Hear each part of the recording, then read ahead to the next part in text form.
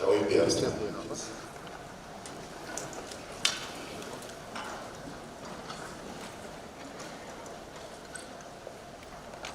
The national anthem.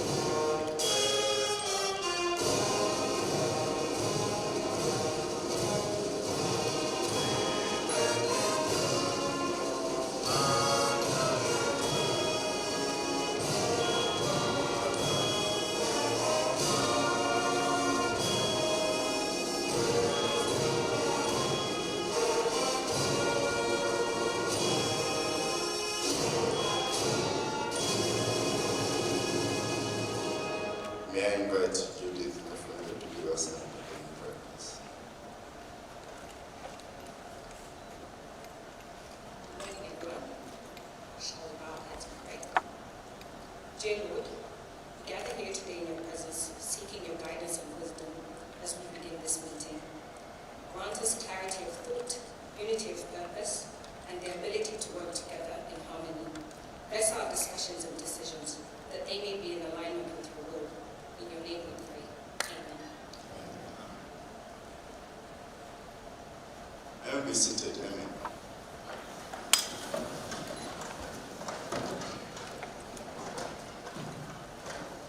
The Honorable Minister of Finance and National Planning, Dr. Stephen Musopani, it's good to see you quite rested after a marathon on Friday. We recognize your presence, the Secretary to the Treasury, Mr. Felix Musa, the Deputy Governor of the Bank of Zambia, Dr. Francis Chikimo, PS Economic Management and Finance, Mr. Dennis Senda, Acting PS in charge of Planning and Administration, Madam Hussein Pamela, sitting right at the far left there. I recognize in our midst the Commissioner General of the Zambia Revenue Authority, Mr. Tingani Banda, the Acting Permanent Secretary for Budget and Economic Affairs, Mrs. Mwaka Mkwesa, and the Acting Accountant General, Madam Sandy Manza. I recognize in our presence diplomats who are here and the representatives of international organizations, but I pay specific mention to the head of mission for USAID, who have put in quite some money into the event, and we thank you. We recognize the heads of various sponsorship organizations, as I indicated earlier on, Zamtel, Atlas, APSA, KPMG, USAID, PMRC, ZIPA, and Deloitte. We recognize you and we thank you for joining us into the organization of this event. We do recognize in our midst also the presence of the representative from Zaki, the representative from the Zambia Association of Manufacturers. The mic is on, but I think the sound is on. Zambia Association of Manufacturers, ZNFU, we recognize in our midst the presence of the Economics Association of Zambia, Zanamaka, Zika, and all institutions that have come together so that we can share some thoughts on the 2024 national budget. Without taking much time, let me also recognize our broadcast partners, ZNBC and the various media institutions, Hot FM, who are syndicating for us for all the provincial stations that are lined up. We'll give you the frequencies as we go on. At this point in time, without taking much time, let me just give you a rundown of our program, the way it is lined up today. This is a broadcast event which is scheduled to end by 12:45. However, before we get into the details of the presentations, allow me to give you a sense of how our program will flow. Therefore, after the rundown of the program, we will have a presentation on the budget, debt restructuring, and the annual borrowing plan. The highlights will be given to us by the Secretary to the Treasury, Mr. Felix Rupusa, after which we're going to have a presentation from the Commissioner General of the Zambia Revenue Authority, Mr. Tingani Banda, and after that we are going to have another presentation on key monetary policy highlights from Dr. Kaliaria, who this morning is presenting, is Dr. Francis Chimo, the Deputy Governor. When that has happened, perhaps we'll ask the Honorable Minister to come through with his keynote address. After the Minister's address, we are going to go into targeted interventions, and the first one will be from the USAID, which will be followed by an intervention from the Zambia Association of Chambers of Commerce and Industry. After that, there will be an intervention from the Zambia Association of Manufacturers, ZNFU, Zika, and the Bankers Association of Zambia, who this morning I can see are represented by their president, Madam. After that, we are going to move to another set of targeted interventions, and these will be from the civil society group. And the first one will be Civil Society for Poverty Reduction, Debt Alliance, Youth Voice, Zanamaka, and NGOCC. When that has happened, the Minister and the team may respond to some of the issues that have been raised, and then we'll go into an open and interactive session for those that may wish to make comments. I know that, Honorable Minister, that KPMG had made a request. Perhaps at that point, with others, you may consider them.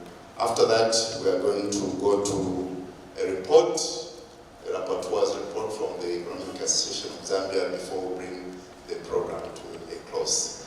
At this point in time, let's give a round of encouraging applause to the Secretary to the Treasury as he comes forward to make a presentation.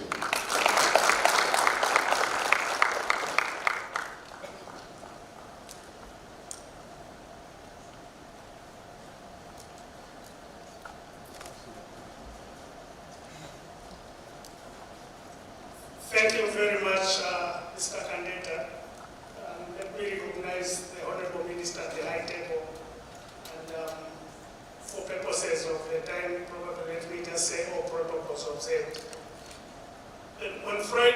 Minister presented the budget and he went through all the numbers, what the budget means, what the allocations are, and what incentives are there.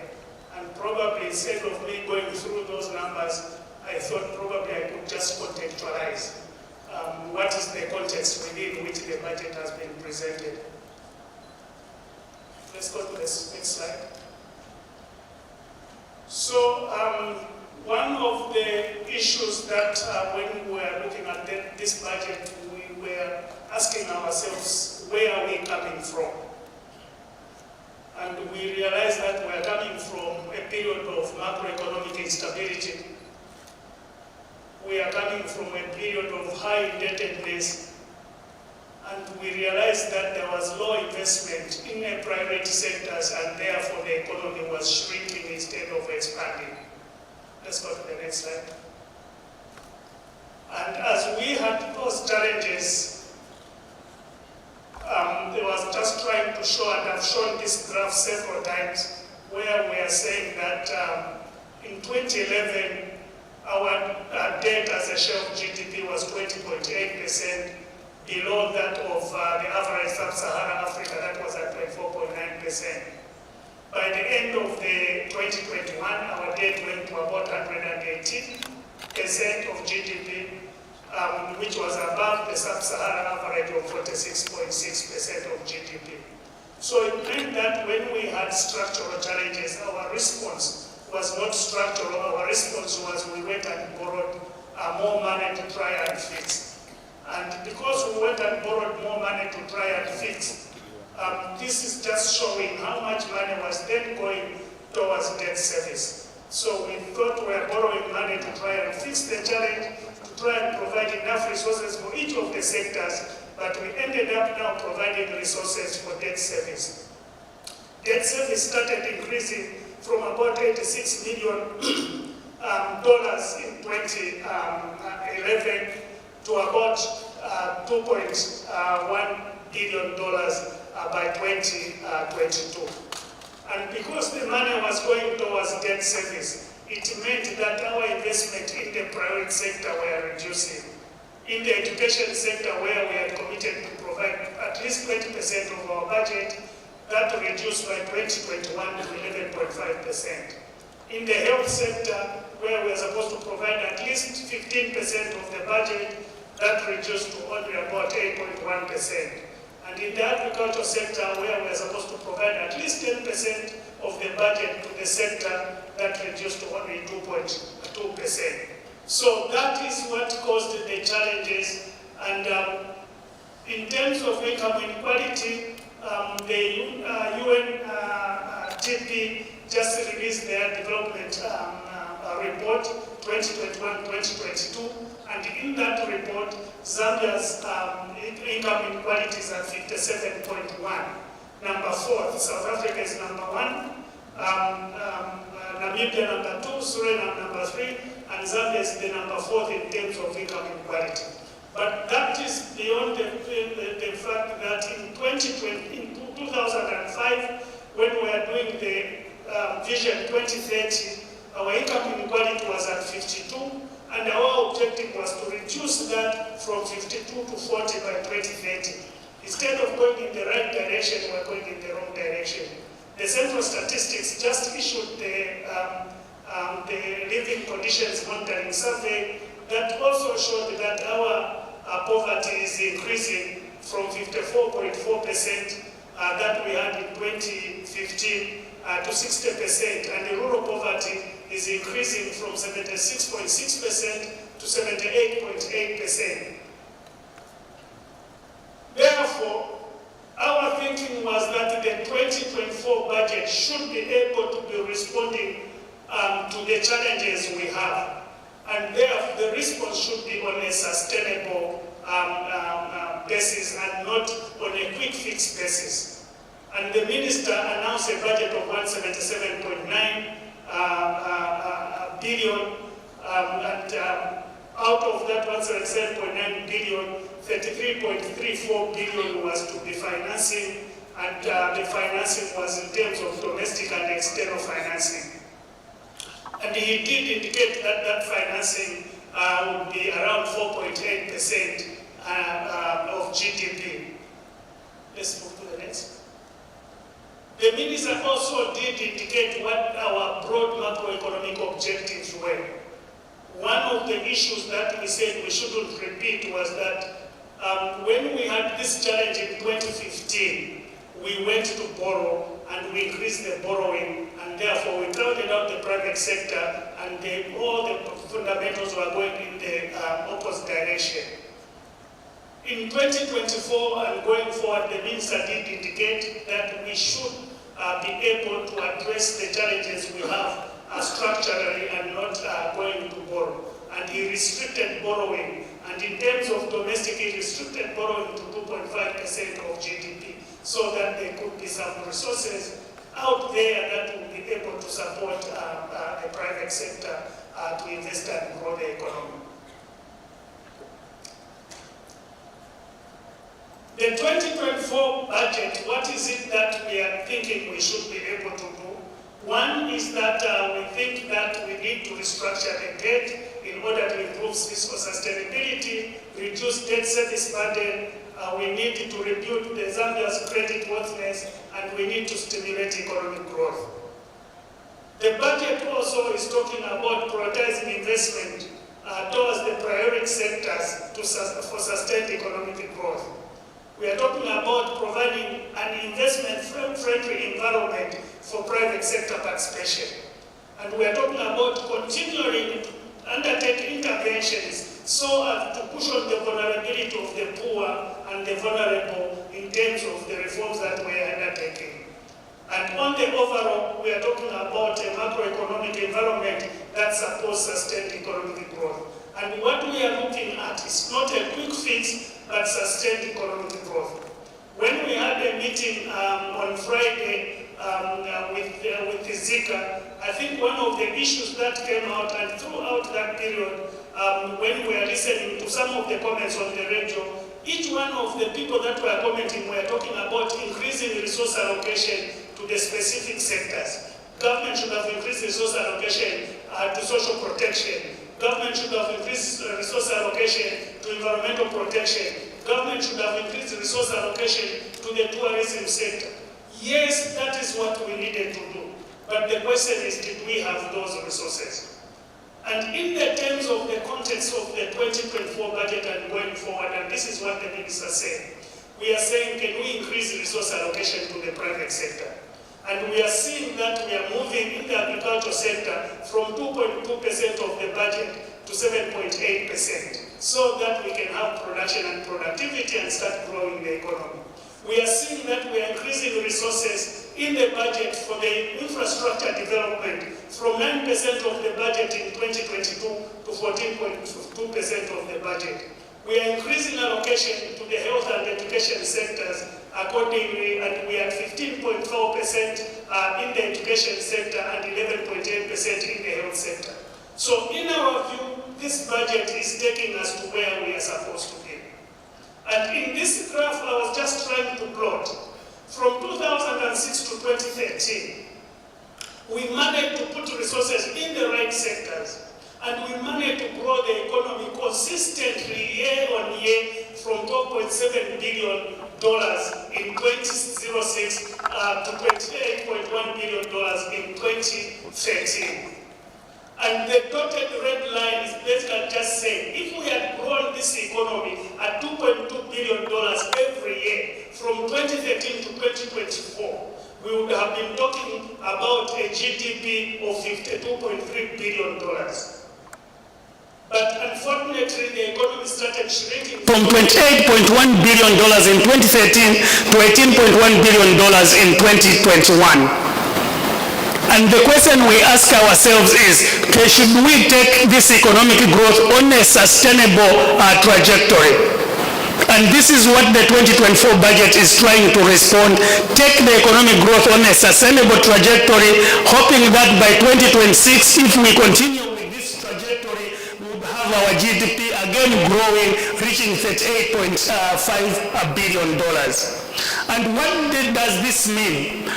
if our economy had grown on a sustainable basis at $52.3 billion with 27.8%, which the minister announced as the budget, our budget would have been $271 billion. The minister announced a budget of $177 billion. It means that we would have had more than 90 billion of additional money that we could have addressed to the challenges that we are talking about, social protection, environment, tourism, and all the other sectors. We could even have given more relief on pay-as-you-earn and others because we would have had the money. But because we didn't have the money, because we are sharing a small cake, we started pulling each other, and this is the challenge we have. So it's not that the minister does not want to put money into the areas we want the money to go, but it's because we don't have that money to be put in those areas. And if we continue on the business as usual basis, we will be trying to struggle and share the cake, and the stronger ones will get the bigger, and therefore will not achieve economic growth. We will not have, will continue with the resource constraint, and will not have the impact on the livelihood of the people. And the minister's message was that let's work together and put the jigsaw puzzle together by prioritizing the areas where we want to grow. And if we prioritize the areas where we want to grow, we'll start growing the cake, and we'll reach that budget that we should have had should we have continued from 2013 up to 2021 on that trajectory. So this is the message that I thought I should share with you. And in conclusion, I just want to say that we can still go back onto our Vision 2030 trajectory. And we can only do that if we can unlock the potential of our country and build the resilience that we need. We can only do that if we can revamp our economy and create opportunities for all. And we can only do that if we can continue to strengthen the social protection so as to cushion the vulnerable that will be impacted by the reform. And if we do that, together we can go back on the Vision 2030 trajectory of becoming a prosperous middle-income country where we don't leave anyone behind in growth. I thank you very much. Thank you very much, SC, for that presentation. I now call upon the Commissioner General of ZIA to make his presentation in the next 10 minutes. Let's encourage him, please.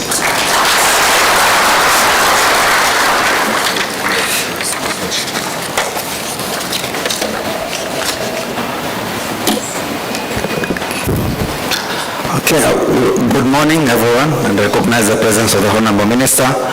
Our focus in terms of presentation, we'll try to break down the domestic resource mobilization aspect with a key focus on the ZRA expectations in terms of targets for the year 2024. But in looking at that, we have taken a step back and focus. Let's go to slide 3, please. Take us slide 3.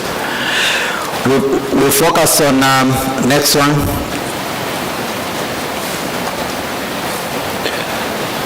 Next, okay. Next one, okay. All right, just there. So we focus on my slide before. So we focus on looking at the performance, the targets for the year 2021, 2022, 2023, and 2024. For 2024, ZEDA will be expected to collect 125.3 billion. And this is broken down in terms of tax revenue and non-tax revenue. When you compare to 2023, we are expected to collect 103 billion. So that's a growth of about 21.5%. When you look at from the year 2021 to 2024, you can see a growth of almost 101.1%, from 59%, from 59 billion in 2023 as a target to 125.3 billion in 2024. Now, the key aspects to look at on the next slide, where we break down the contribution of each tax type. If you look at 2023 as compared 2024, you can see that VAT is the main tax type that is expected to drive the revenue contribution in 2024, with a growth of 24.5% from 29 billion in 2023 to 6.3 billion, and followed by company tax, which is at 21.1 billion to 25.6 billion, a growth of 21.2%. So you can see a shift in the terms of the pattern, where traditionally you would have expected maybe pay-as-you-earn and company tax to be at the top, but now we are slowly going towards getting more revenue from consumption taxes, where even if you have a tip-in or not, you still be able to contribute something. In terms of the share of revenue administered by ZRA to the government budget, you can see that in 2024, we'll be expected to contribute about 70.5%, while in 2023, we are expected to contribute 61.6%. And you can see over the years, from 2021, there's been a growth from 49.9% up to now, where we're going to 70.5%. So an increasing dependence on domestic revenue generation is being demonstrated there in the budget that has been outlined by the Honorable Minister. Now, in terms of contributions and underlying assumptions, of course, those have already been outlined, but I want to focus mainly on the sector contributions. As you know, we collect almost 70% plus of our revenue from 5 sectors, the ones we've highlighted in red. And those will be expected to contribute about 2.3% out of the 4.8% growth in the GDP next year. So you can see that there will be need for us also to intensify efforts, particularly in other sectors where there's high potential. ICT is not in our top 5, but you can see there it's expected to contribute 0.6% to the GDP. We need more effort in transport and storage and accommodation and food services. These are not featuring in our top 5, but expected to contribute high to the GDP. Of course, I've left out agriculture there for obvious reasons. Everyone knows agriculture has a lot of incentives. That's why the government is encouraging us to go into farming. So agriculture has a lot of incentives, but in these areas which have minimal incentives and so forth, we're expected to enhance our efforts in terms of revenue mobilization. On the next slide, we look at just an indication that the 5 tax types which we outlined earlier, that's company tax, pay-as-you-earn, VAT, and withholding tax, excise and customs, are expected to contribute 114.5 billion, which is 91.3% of the collections that we are looking at. Now, the key factors that we anticipate to drive this in terms of company tax, the general economic growth, which is projected at 4.8%, and the rebound of the mining sector. These are the fundamental drivers that we anticipate to drive company tax. Then pay-as-you-earn, the increase in recruitments by the public sector, of course, there's also the growth in the private sector in terms of the economy and the expected rebound there. We expect pay-as-you-earn to contribute much more. And also we will intensify, I must mention, we will intensify a lot of enforcement activities around pay-as-you-earn and others. Then withholding tax, just a general increase in domestic activity. But for VAT, and this is a main issue that we need to pay attention to, we need to ensure that we close the revenue leakages that are in VAT. And the major reform that we'll be running with from end of this month, I think up to the next, I don't know when, okay, it's the electronic invoicing system. This is a key reform that we are looking at to drive the performance not just of VAT, but also including company tax. As the Minister indicated, we do not expect expenses to be accepted as deductible for income tax purposes if they are not coming from the fiscalized system as we go forward. Then for customs, we have data exchange, the new policy measures, the increase in efficiency. The Minister announced a number of reforms, particularly opening up the borders with the DRC, Sakanya, Mokambo, Kipushi, and so forth. We expect that with the turnaround improved in terms of efficiencies, we should have more in terms of customs revenue collection. We are, on the next slide, we're just looking at key efficiency assumptions which have been outlined in the budget for 2024. Of course, I've talked about the implementation of the electronic invoicing system, which is a key reform. The next one is the review of the operating model for ZRA. We are going to implement a new model, that's a new organization structure among others for ZRA, so that we deploy resources to areas where they are optimally needed, and this is expected to improve administration efficiency, improve customer experience so as to improve voluntary compliance. In short, we want to provide a lot of taxpayer education. We want to have structures in the back office that support data analytics. We want to have structures in terms of that support administration of VAT, structures that support the mining sector optimization, and so forth. So that's one of the reforms that we implement by January of next year. We are also joining the Global Forum on Tax Transparency and Exchange of Information. This is another major reform which we intend to implement in 2024, which will help us to improve information sharing with other jurisdictions on activities of multinational companies so as to improve international taxation. Very important. So we'll be able to exchange data with about 140 other jurisdictions. So this is one of the measures aimed at addressing issues of illicit financial flows. We'll also be introducing legal framework for taxation of cross-border transactions. This is part of the measures also to expand the tax base, particularly on multinationals that are providing services in Zambia and are not paying any taxes. So they are outside Zambia, providing services in Zambia and not paying any taxes. So that's one of the major reforms we're doing there. And of course, I've mentioned the exchange of tax information with the other administrations. But the key one I'd want us to focus on are the last two. Issuance of a biometric national identity. This is a very important reform which the minister announced on INRIS, and in terms of benefits to ZRA is that this will assist us to improve the credibility of the taxpayer register, thereby aiding enforcement activities. Right now we have challenges with our identity system. The same duplicates you hear in other institutions on the NRC were equally affected as ZRA. So you can't have a credible tax register if your basic identity, which is NRC, is duplicated. So that's one of the major reforms that we anticipate to help us. The last one is not the least. This is probably the most important. We keep talking about contribution of the mining sector to the economy.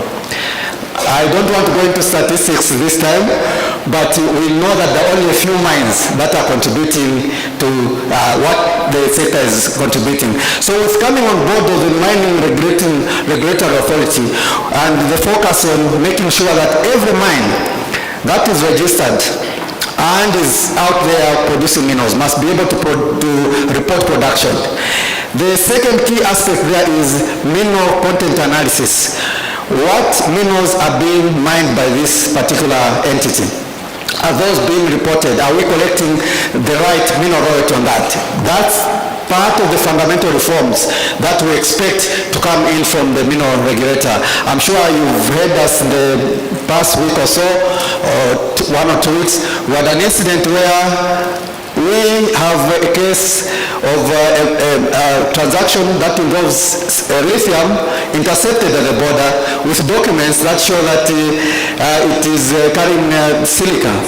And based on that, we collected mineral royalty on silica instead of lithium. So it's such cases that we need to close up as a nation. We need to ensure that the entire value chain is being monitored and we're able to collect minerals at the right value and related aspects. The next slide just tries to give you the context of the issue that the Honorable Minister focused on also in terms of dealing with the VAT frauds. So this is another major issue that we have to address, and we're just putting into context that we've been dealing with about 250 companies that are under suspected VAT frauds. We have so far secured convictions on 11 of the cases that we took to court. 9 out of the 11 cases that we took to court, and we have a few others also that are lined up. So we are taking a more aggressive stance on frauds and revenue leakages. So we are taking cases to court. That's one of the issues that we are doing. So we just wanted to amplify that this is one other area that we need to focus on and amplify as we go into the coming year. So at a high level, that's our presentation. The other aspects relate to measures that have already been shared and also in the budget highlights that we've shared with you. Thank you very much. Thank you very much, Commissioner General. I do believe there are some publications that have been circulated on each of the tables on which we are sitting, so you can read through to just affirm what the CG has been saying. As I take this opportunity to call upon Dr. Francis Chipimo, the Deputy Governor of the Bank of Zambia, to give us some thoughts from the central bank in terms of monetary policy focus for 2024. Thank you. Let's encourage him, please.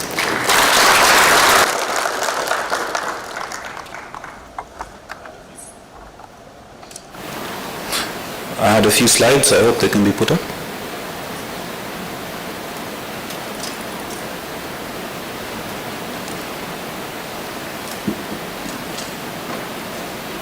We go to the next page, please.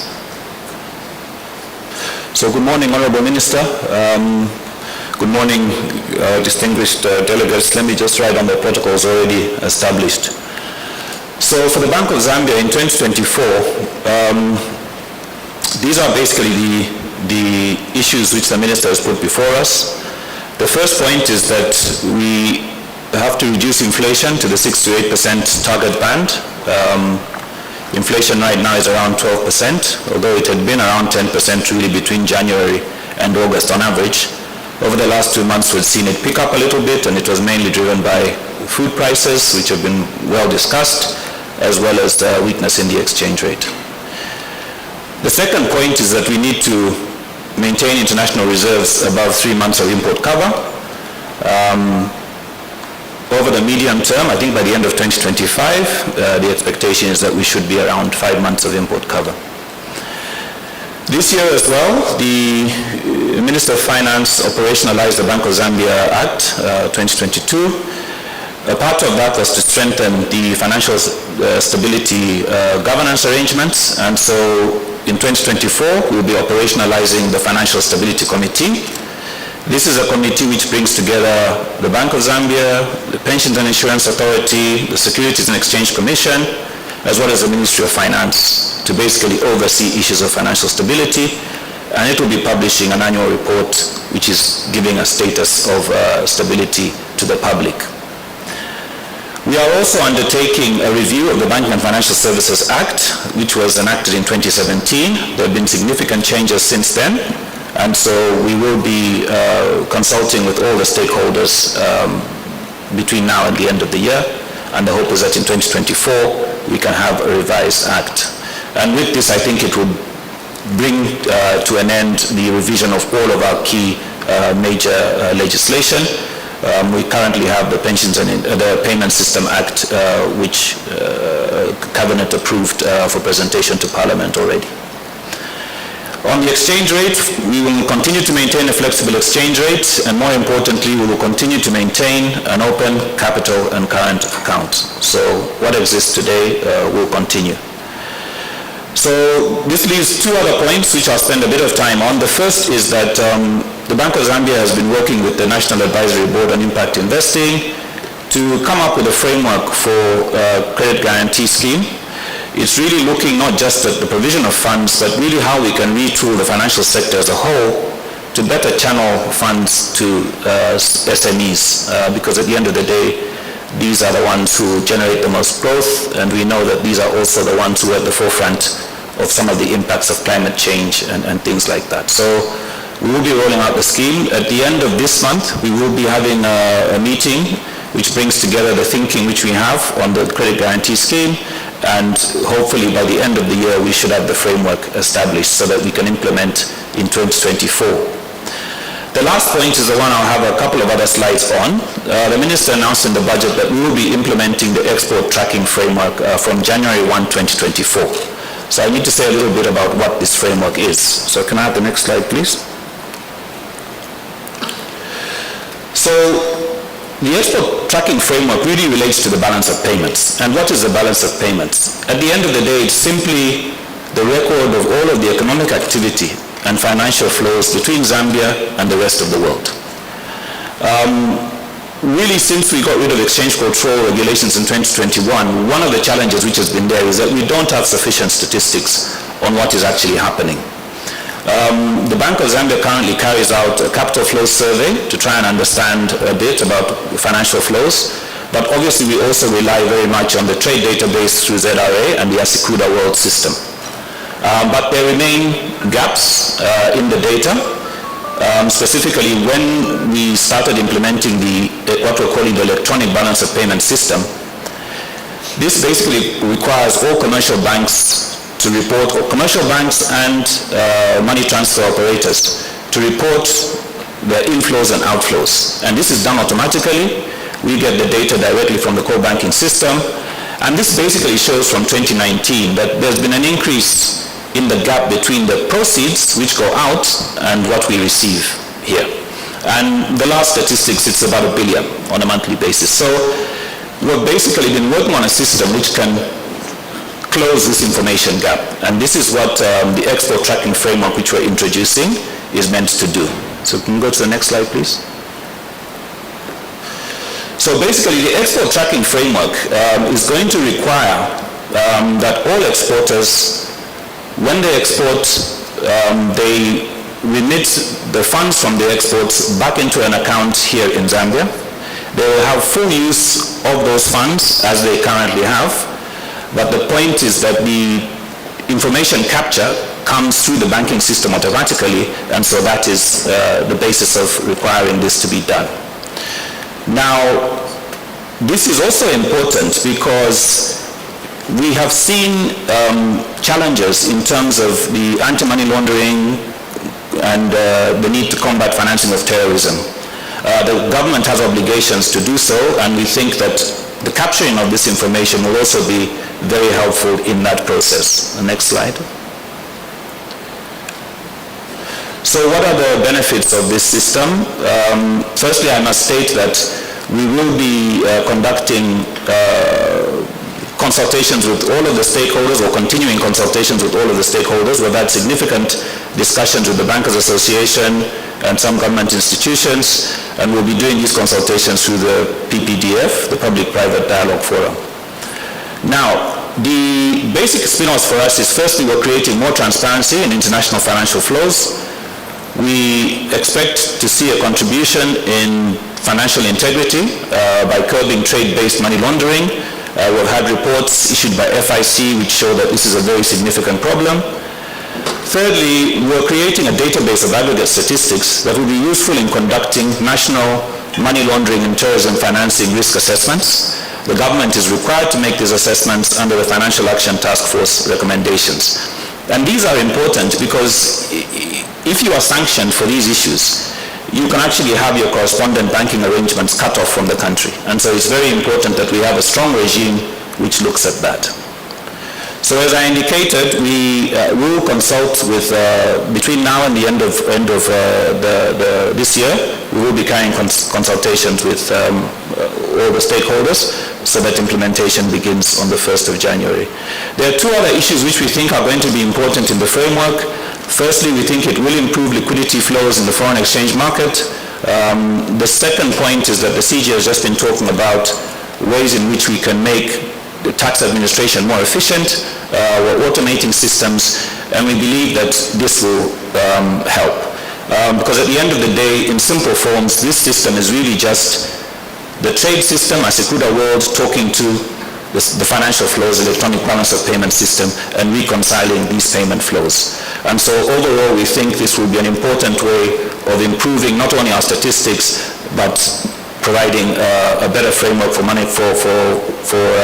policy making and for dealing with risks related to money laundering and financing of terrorism. So I thank you.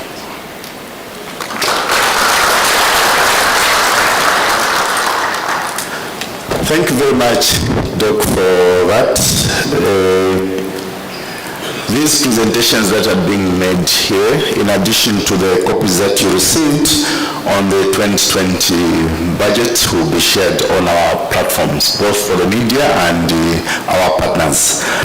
At this point in time, it is my honor and privilege to invite the Honorable Minister of Finance and National Planning, Dr. Stumbe Komsotwane, to address us. Please encourage the Minister.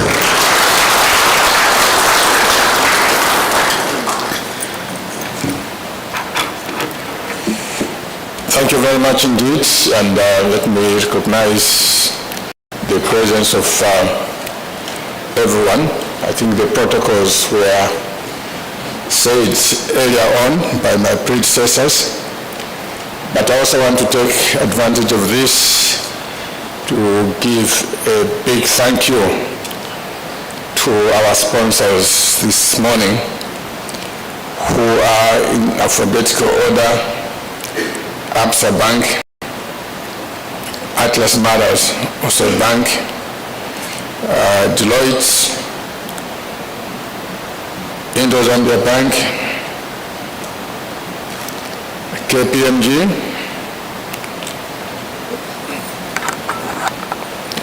PMRC, USAID, and Zamtel. I hope I've captured everybody. I don't want to omit any of our sponsors. So thank you so much indeed. I think a lot has been said this morning, and perhaps at this point, let me just wrap it up. The starting point is we are talking about the budget, the positioning out there, presenting a budget. What does it mean? Obviously, this is not different from what we do in our homes, in our clubs, corporate entities. It is just that time of the year when you make an estimate of how much of resources, this is a particular case, public resources, public money, you'll be able to raise in the next financial year, and how you are going to spend that money. So this is what we're doing on Friday. Where shall we collect money, and what are we going to spend that money on? Before I say a little bit about that, there are just 3 points, 3 quick points. The first point is about budget credibility. I think for many, many years in our country, we have witnessed a situation whereby a budget is presented, Parliament approves it, but when it comes to spending, something totally different happens. Totally different. And in most cases,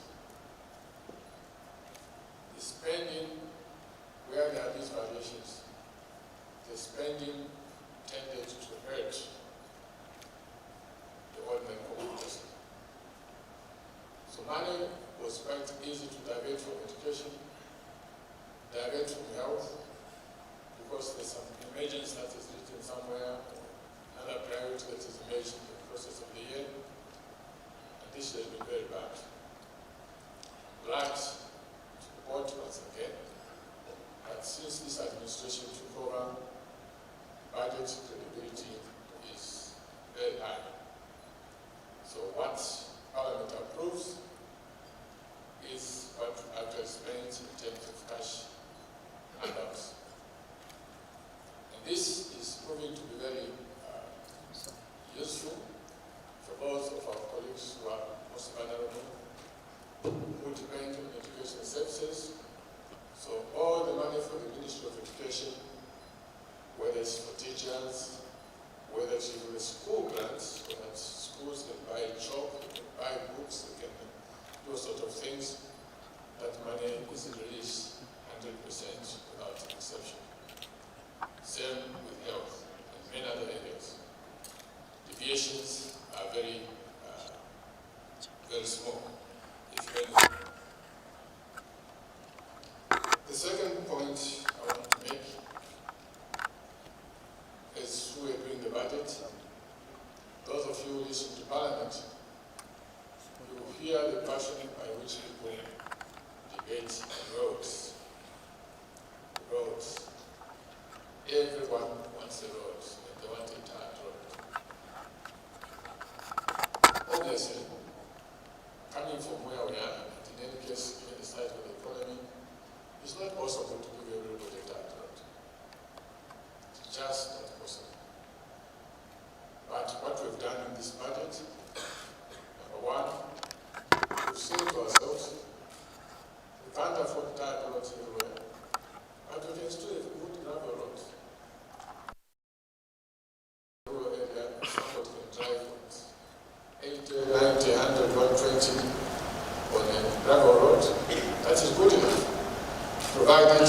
maintain it regularly. And I'm happy that a lot of constituencies, through their councils, they are acquiring roads, building, and maintenance equipment. So, the issue of innovativeness, so that we can stretch that one quarter to do more, is something at the back of our minds all the time. Another aspect of that is the public-private partnership roads. So far, it's been indicated, Chingola to Kasubalesa, by the end of this year to be done. Sakandola is just starting off, but to be in earnest very soon. And we are all hoping that by 2026, which is the target, it will be done. We'll be able to drive and double. Then from here to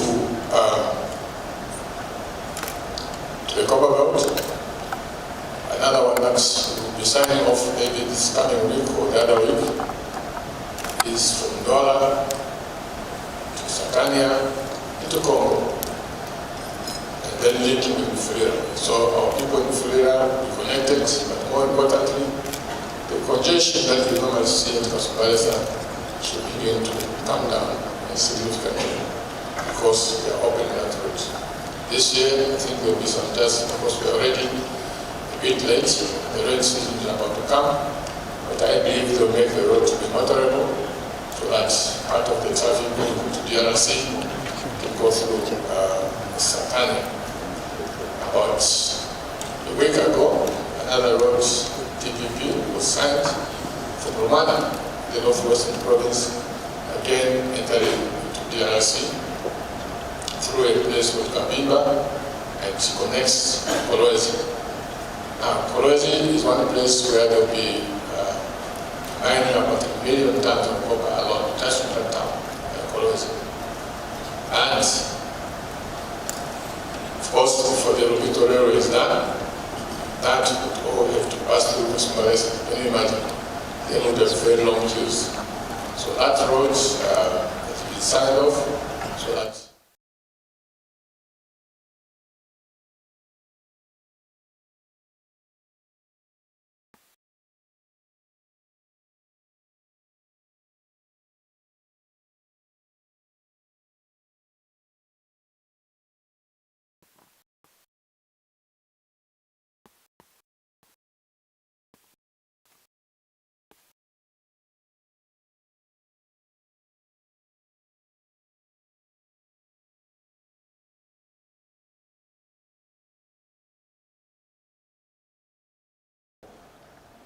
do everything that we always talk about. So we have to make choices. We have to make choices at any given time. What are the critical areas that we must fund without fail? So, when people say subsidize this and that, subsidize this and that, subsidize this and that, we are making a choice. And in that choice that we're making, there is a possibility that if we follow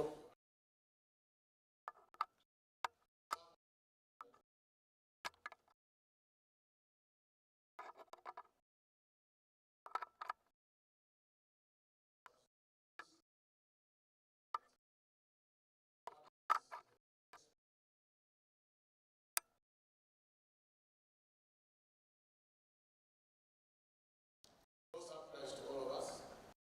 And for many, many years, more than 10, 12 years, a lot of our children, especially those in the rural areas, they were not going to school. Absolutely not. Because their parents could not afford.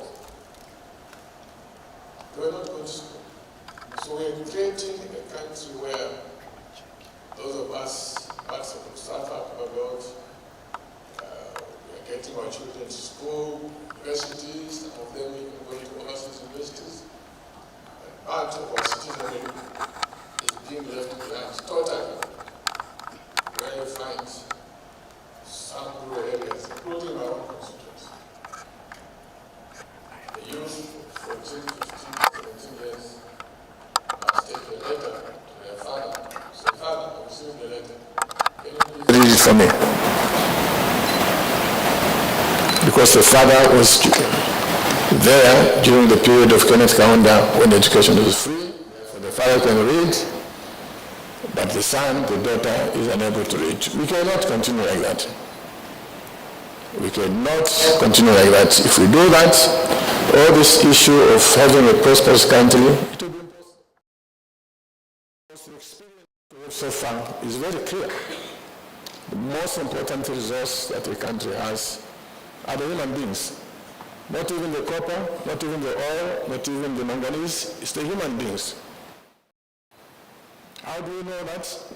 We know that because there are countries without natural resources, just good quality human beings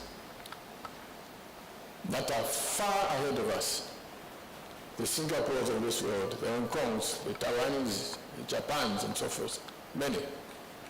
They don't have the natural resources, but they have human resources where they've invested, they're smart, they're clever, they're able to buy raw materials from us, manufacture phones, televisions, and sell back to us at expensive.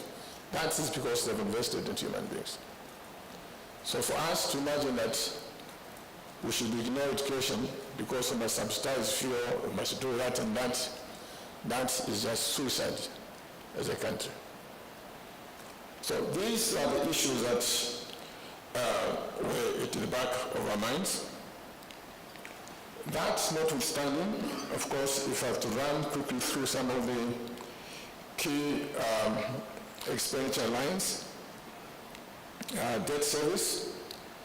External debt service, we're only spending 6 billion kwacha.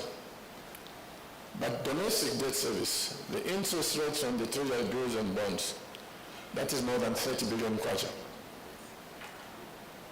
So the debt problem is not just about external debt, it's also about domestic debt.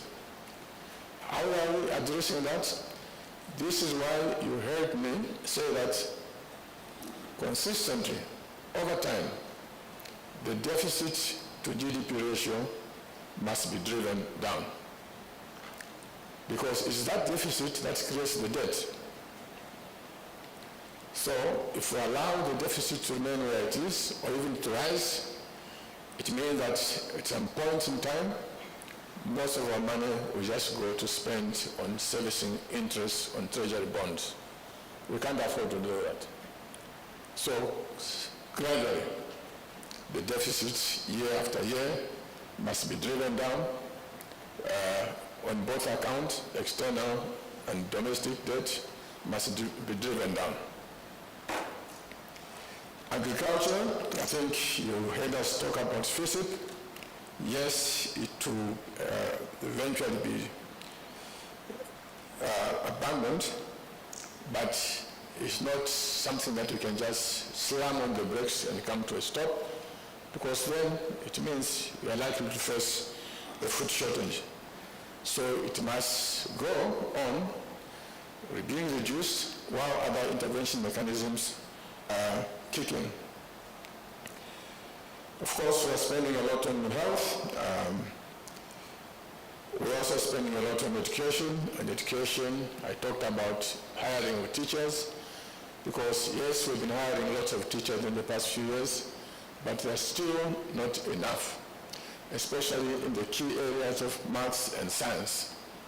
Maths and science, that's what drives the current world economy. So we need more of this. Those high schools that were abandoned in 2011,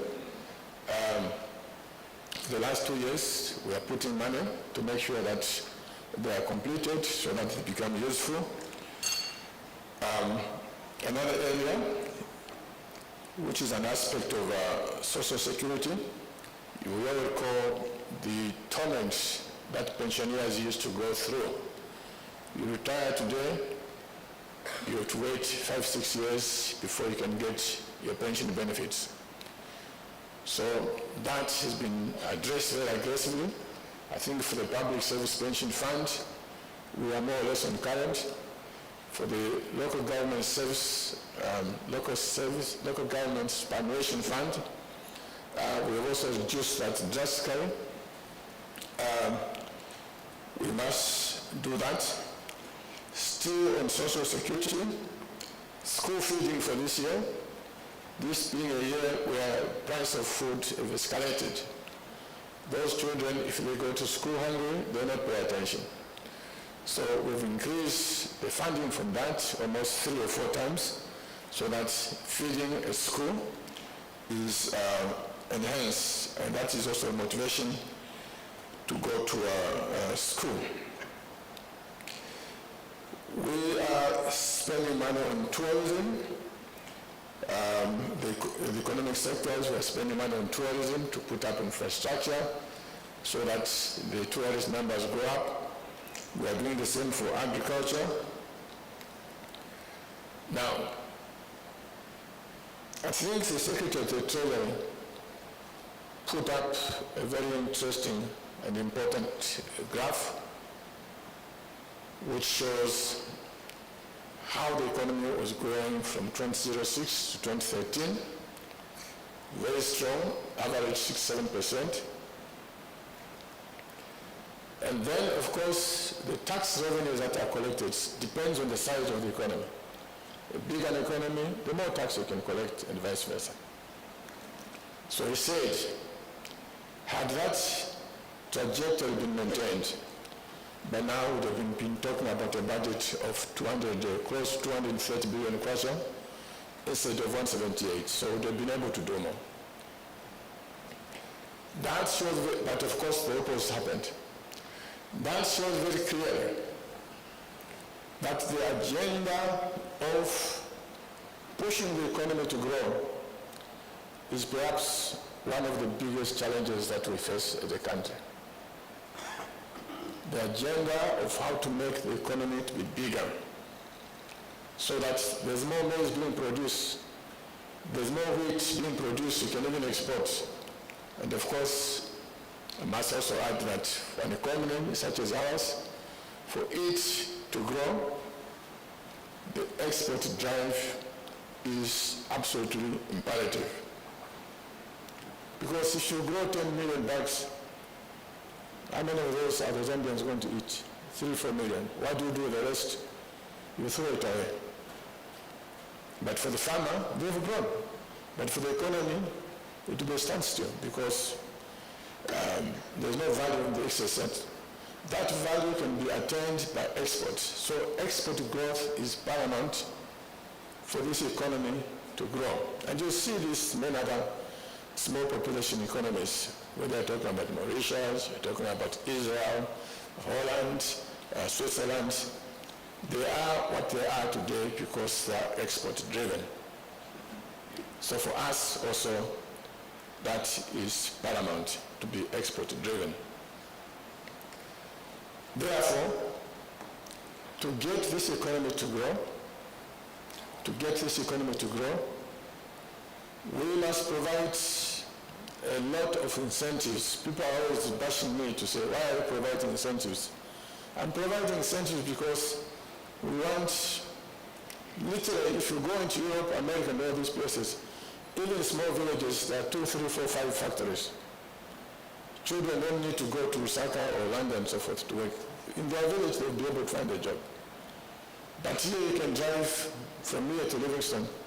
Between here and Livingston, how many factories do you find on the way? How many serious farms do you find on the way? From here to Mongo, how many factories do you find on the way? Even Mongo itself.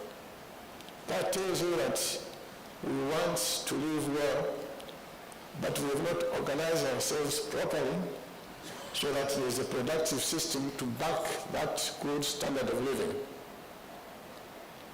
So we have to organize so that the productive sector, especially the one that is export-oriented, comes in place, whether it is tourism, whether it is in agriculture. That's why we're talking about these farm blocks, because to export, when you say you want to replace the export volume that have fallen away from Ukraine because Ukraine and Russia are fighting, You are not going to export wheat or soybeans using a hoe, using an ox-drawn plow, because you'll be uncompetitive. Brazil will come and deliver theirs at much cheaper. Why are they cheaper? Because they use technology. This is why we are saying that in these farm blocks, it must be technology driven, so that you can compete with the South African farmers, deliver food there, deliver food to Kenya, deliver food into Europe. You will not do that by using hoes and ox-drawn plows.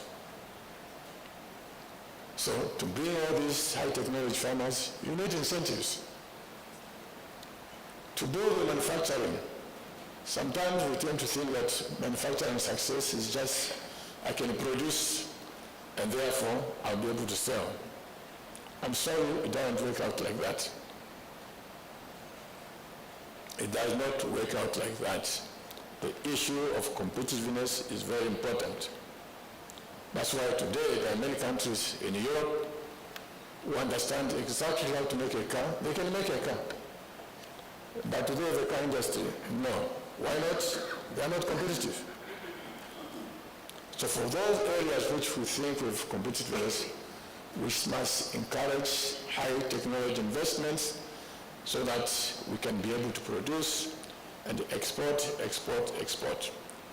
So this is why we are providing incentives in mining. In fact, not even incentives, but just aligning them to the way other people taxes, because ours, under the previous government, the rate had been pushed excessively, leading to the mining problem that you see today in the two mining companies. Direct consequence of that. Now, of particular importance, as I close,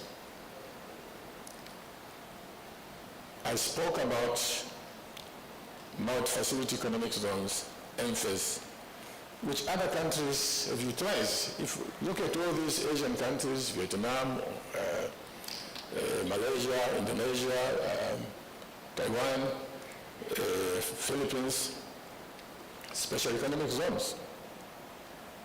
Part of the solution in the special economic zone is the tax incentives which we have provided. But another thing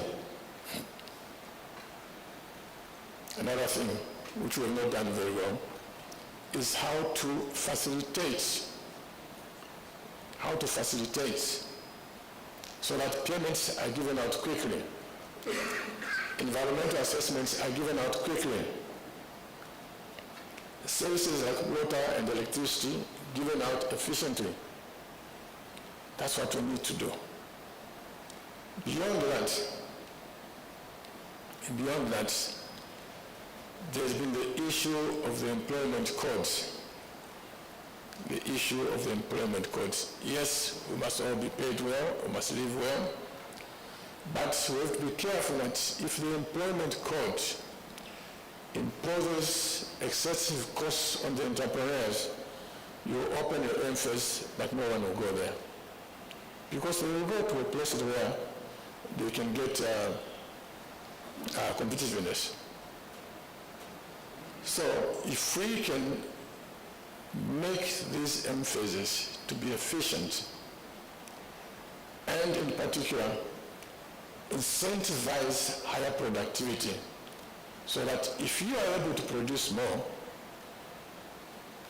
you can be paid more without an uproar. That's the way the world works. It is competition. The issue of work permits, which I mentioned in the budget, we have been extremely stringent, thinking that if we make it impossible for expatriates to come and work in Zambia, then we are going to create jobs for our people. In actual fact, the very opposite is the case.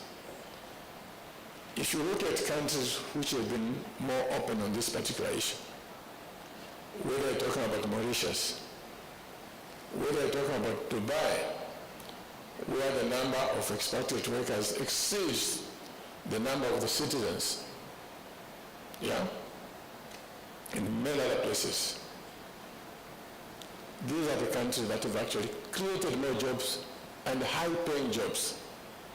Why did that happen? Because it is very clear, and this is research that was done by the World Bank many years ago, for every expatriate, normally, there are more jobs being created. Because those who come bring in capital. They come. Of course, it is impossible for them to employ only expatriates. It becomes too expensive for them. But when you allow them a reasonable number, they'll come and invest, and they'll employ even more people of your people. So this is why I was saying that we have to look also at these labor laws, not because we want to punish labor. In actual fact, we want to create things good for labor.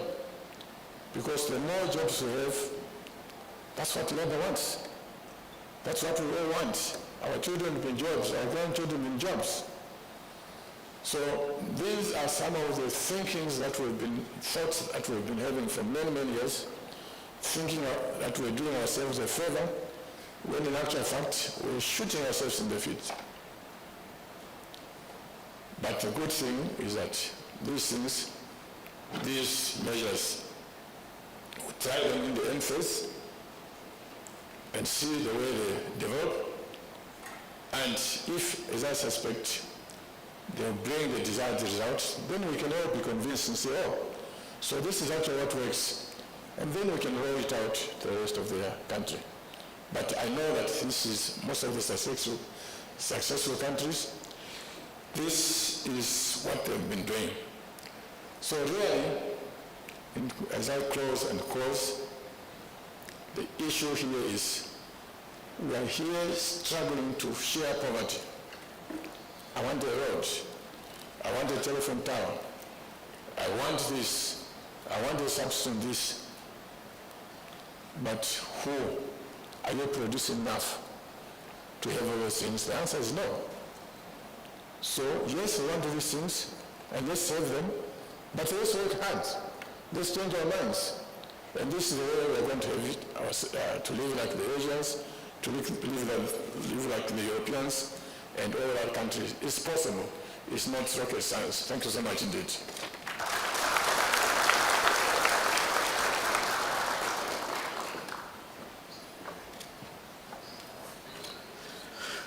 Thank you very much, Honorable Minister and your team. Given that challenge on the need for us as a people to be competitive, it is important that we bring synergies on the table and do the best that we can, each one of us. Therefore, having listened to you and your team, Honorable Minister, perhaps it's time to also listen to the views of our partners and the private sector. So to begin the borrowing, may I call on the head of the USAID Mission Chief, Mr. Peter Woodler, to give us some thoughts. Peter, please. Thank you. You're welcome. Let's give him a round of applause. Thank you. Good morning. Honorable Minister, ST, CG, Deputy Head of the Zambian National Bank, let me recognize the high table and ride on the protocols which have already been observed. Thank you for giving me, on behalf of USAID and indeed the U.S. Embassy in Lusaka, a few minutes to offer some observations. First and foremost, it's to recognize the accomplishment of the Honorable Minister and his team in preparing this budget for 2024. This is truly an impressive achievement, one that drew on the substantial technical resources of the ministry, but also of the entire government, and it's also to the credit of the team that you are hosting this symposium and giving others from the business sector, from international friends and partners of Zambia, a chance to offer some observations. Second, I would like to commend and particularly note the increase in investments that the budget offers in key sectors that affect Zambia's future development. Those include sustained investments, as ST noted, in education, in health, in the Constituency Development Fund, which is driving resources to the lowest levels here, assuming they have adequate oversight and technical expertise to inform those investments and the utilization of the CDF at the lowest levels. And also sustained or increased funding rather in the local equalization fund. These are important recognitions of the importance of those sectors to Zambia's continued progress and development. I'd also like to appreciate the ST and the Minister's comments on the importance of growing the economy, which means recognizing the importance of the private sector, much of the private sector being recognized here and present here today, not only in the form of major banks, but also of other private sector companies and associations that help to drive Zambia's economy. So I want to recognize the importance of those sustained investments in the budget. The U.S. remains a dedicated, steadfast, all-weather partner to Zambia in implementing the budget in 2024 and in sustaining Zambia's development.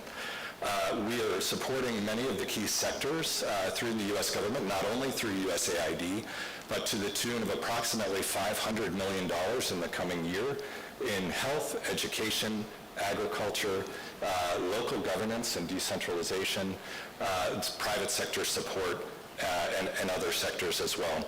Those are really, really critical parts, parts of the development question and the development equation here, and USAID is proud to be a supporter and indeed a partner in this endeavor. I want to note that U.S. assistance comes in the form largely of technical assistance and grants, not through loans that add to the debt issue, which ST and others have noted. I want to also offer a few challenges or concerns that we may note in the interest of dialogue here this morning. First, as ST, actually as the CG noted, the percentage of revenue generated and actually contributed by the mining sector, which is a huge potential source of revenue for the government of Zambia, is under-realized here. So we recognize and appreciate the efforts by ZRA, our partners at ZRA, in trying to increase that share of revenue, since it offers such a lucrative part of revenue for solving some of Zambia's most pressing development challenges. Remaining debt issues, as the Honorable Minister just mentioned, debt management is a critical issue, and so it's important to keep our eye on that ball and not assume that debt issues have been solved because of the agreements that have been struck to date. We were also very heartened and encouraged to see the issue of tax arrears, and particularly that arrears identified by the CG and by ZRA. This is something that USAID, through our Revenue for Growth program, have been working in partnership with ZRA to help a problem we've been trying to help solve, and it's great to see future attention to that going forward. Finally, I want to note the issue of integrity and anti-corruption, an issue that has been identified by His Excellency the President, as well as the government of the Republic of Zambia for many, many months now. USAID is a strong partner with Zambia in the fight against corruption, and we urge all possible resources to be allocated and devoted in the budget in 2024 and future years to sustaining the institutions that will be necessary to fight corruption here in the country. Those institutions include the DEC, the ACC, Financial Crimes Court, Financial Investigations Unit, and many, many others. If those institutions are not resourced through this budget and future budgets, then it will be very difficult indeed, if not impossible, to sustain and win the fight against corruption here. And that's not just a Zambian issue, that's an issue in my country, the United States, as well as in every country in the world. The institutions that help protect and preserve integrity in government systems need to be sufficiently resourced. Finally, I want to say that we very much welcome the Minister's commitment to strengthen and remove the ambiguities and provisions of the tax laws and make tax administration here much more effective. USAID is a strong partner to the GRZ in this regard, and so count on us, please, Honorable Minister and CG. We we seek, this forum here today is an impressive step towards budget transparency and accountability. We think we can do more in this regard. We think we can partner to have a more transparent budget that includes more citizen input, not just here, but in cities and towns all across this great country. And so we hope you will consider us your partner in increased budget transparency, accountability, and citizen participation in that process as well. Finally, the preparation and presentation of the budget is one thing.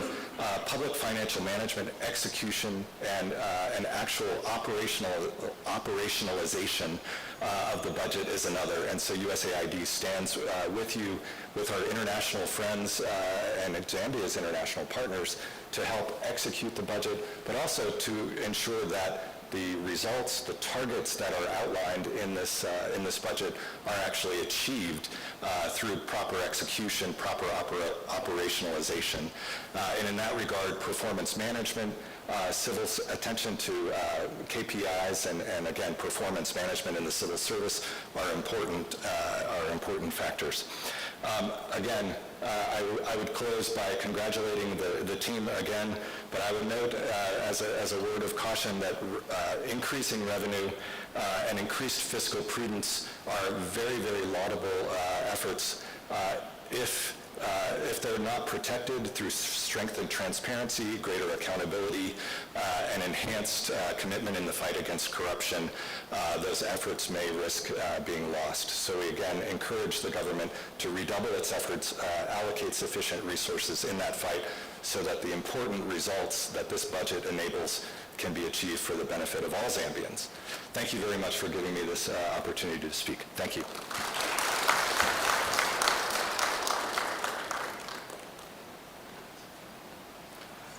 Thank you. At this point in time, perhaps let's move to another intervention. May I suggest that we also make use of the other podium. There are sponsors' interests to be taken care of all over the room. So the next speaker, I'll advise that you use the next podium, and this is the chairperson of the Zambia Association of Chambers of Commerce and Industry, and I believe he's the new president of that association, Mr. Anthony Kabahe. Let us congratulate him for assuming that role, but also welcome him to make a presentation.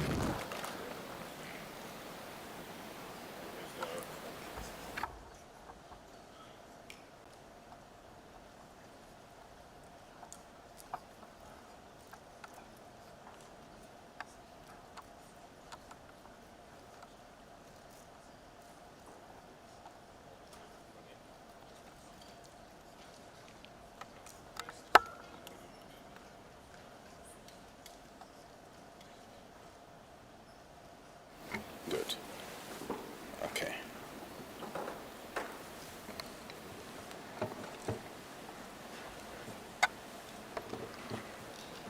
Good morning, everybody. I would like to ride on the protocols already observed. Indeed, I'm the new president for Zambia Chamber of Commerce and Industry. So today we're looking at the 2024 budget as presented by our Honorable Minister of Finance with the theme Unlocking the Economic Potential. Because of time, we'll go straight into the big issues. Pay-as-you-earn adjustment. Can I have the next slide, please? The next one. Next one. Next. Very good, thank you.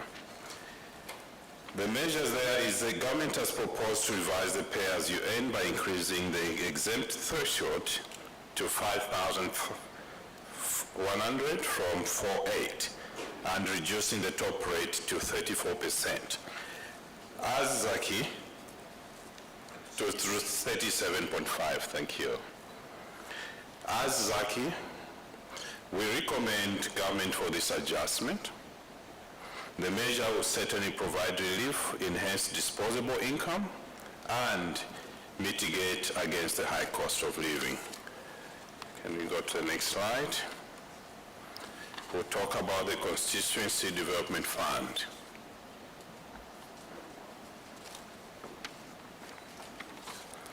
Yes, increment of the allocation of the CDF from 4 billion kwacha to 4.8 billion kwacha. Zaki commends the government for raising the CDF allocation. However, monitoring and evaluation should be strengthened. That's our call. Yeah, evaluation is critical for us. That has to be strengthened. And Honorable Minister, we are also appealing to you. We are saying Zaki should partner with government to build the debt carrying capacity of all cooperatives and SMEs accessing CDF funds by integrating them as chamber members so that they can benefit from the financial management and technical capacity building. So that is very important if we have to have an impactful CDF. Can we go to the next slide, please?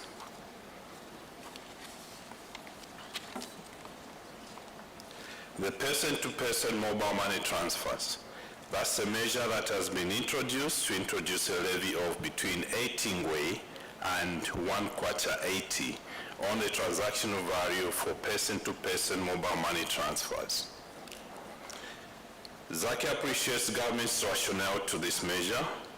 However, it may undermine the strides already made in creating a cashless society and attaining financial inclusion. That was well articulated by the Honorable Minister, or in terms of the financial inclusion.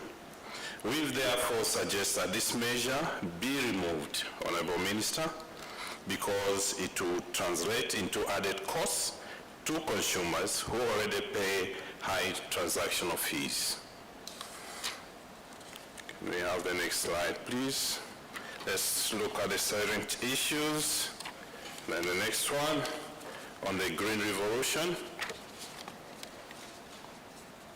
The measure there is remove customs duty on electricity, on electric motorcycles, electric vehicles, electric buses, electric trucks, and attendant accessories such as charging. Zaki supports this measure because it will reduce the cost of importing EVs, promote a green agenda, foster future demand for locally manufactured EV batteries, and strengthen the critical minerals value chain in Zambia. The next slide, please.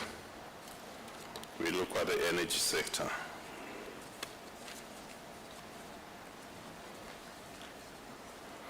To promote, the measure is to promote geothermal energy.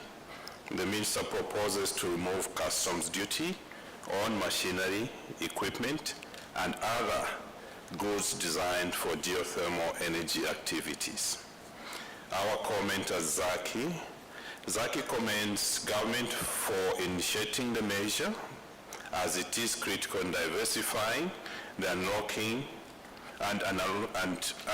the country's development of alternative and renewable energy sources. We've got another measure, call to private sector to invest in new oil pipeline. I think the minister called for the private sector to be involved in the new pipeline. Our comment there, Zaki, we will certainly welcome that move, and we will work with government to promote the PPP investments in the new pipeline. The next slide, please. Yes, thank you. The measure there is to promote value addition on food and beverages, wood and wood products, leather and leather products, metallic and non-metallic minerals, textiles, and pharmaceutical products. Zaki commends this measure and urges government to fully implement the Proudly Zambian campaign in order to stimulate demand and offer a ready market for local value-added products. The next one, please. There is a measure to establish an agriculture credit window to support small-scale farmers, emergent farmers, and public service workers with affordable financing to procure imports, equipment, irrigation systems, among others. ZACI supports this measure because it will facilitate farmers' timely procurement of fertilizers and other agro imports to boost agricultural productivity. To ensure food security, ZACI proposes that the Food Reserve Agency maintain its core function as a strategic food agency. This can be done in collaboration with Zambia National Service.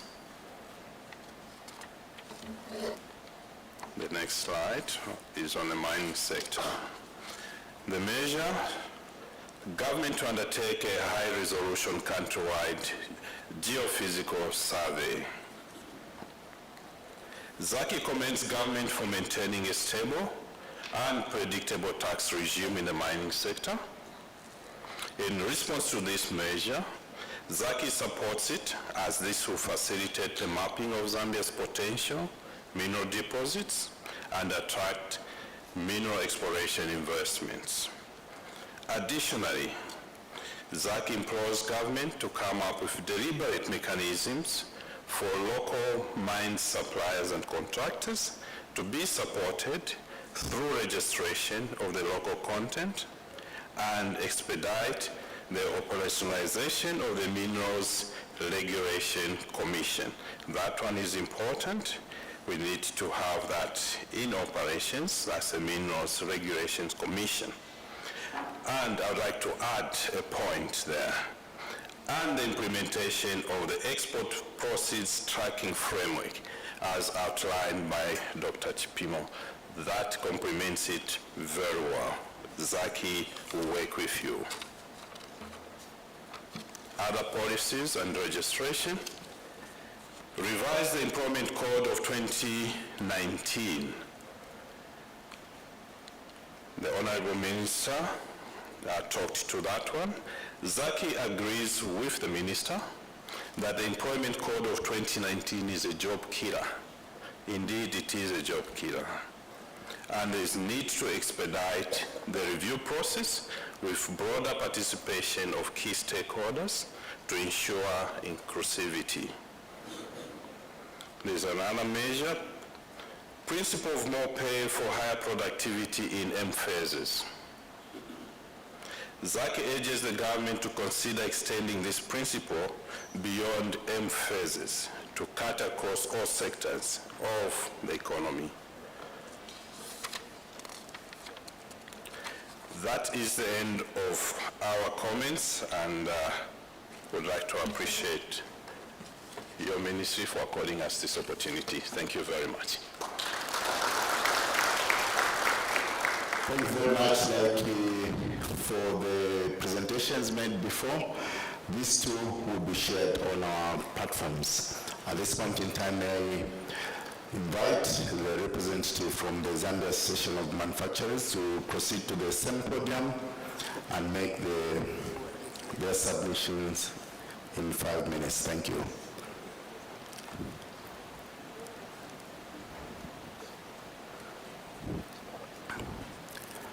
Let's encourage Pego as she works to. Thank you. Good morning, ladies and gentlemen. Honorable Minister, the High Table, may I just say all protocols observed. On behalf of the Association of Manufacturers, we do recognize that the 2024 national budget does have a large focus on private sector-driven growth. This support is targeted at the agricultural sector, manufacturing sector, energy sectors, amongst others, and also we do also recognize the cross-cutting investments that are being made and outlined with respect to infrastructure and significant investment in the human capital base, as witnessed by the allocations to education, health, as well as the CDF. Thank you once again for the presentations that were made earlier this morning, and do want to make the submission on behalf of the manufacturing sector. that in light of the 2024 budget speech, we recognize the following wins, Honorable Minister. I believe we are very conversant on the conversation and the lobby that ZAM has put forward with respect to value chain and the need for a value chain approach to incentives.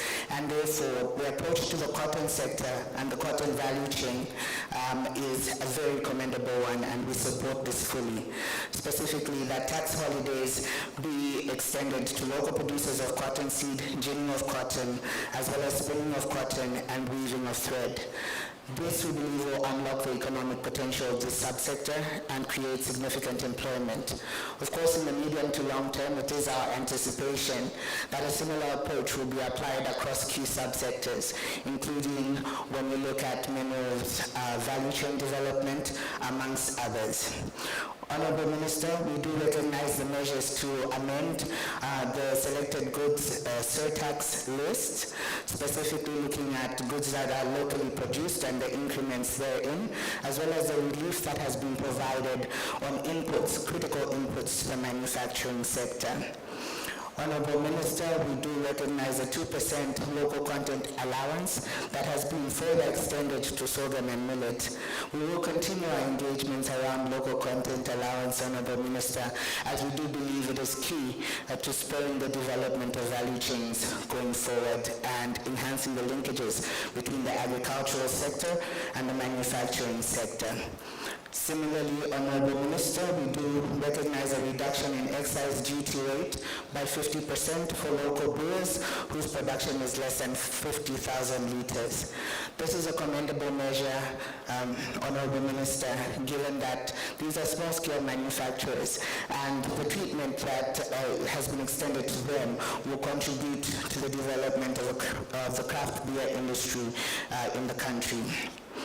Beyond that, Honorable Minister, there are a number of measures that you implemented to support our sector, and we do recognize the increase in customs duty rate on electrical panels, because this will support the local production of electrical panels, the removal of customs duty on importation of motorcycles and tricycles imported in complete knockdown form, and a further measure to insist that 5% of these goods be sourced locally.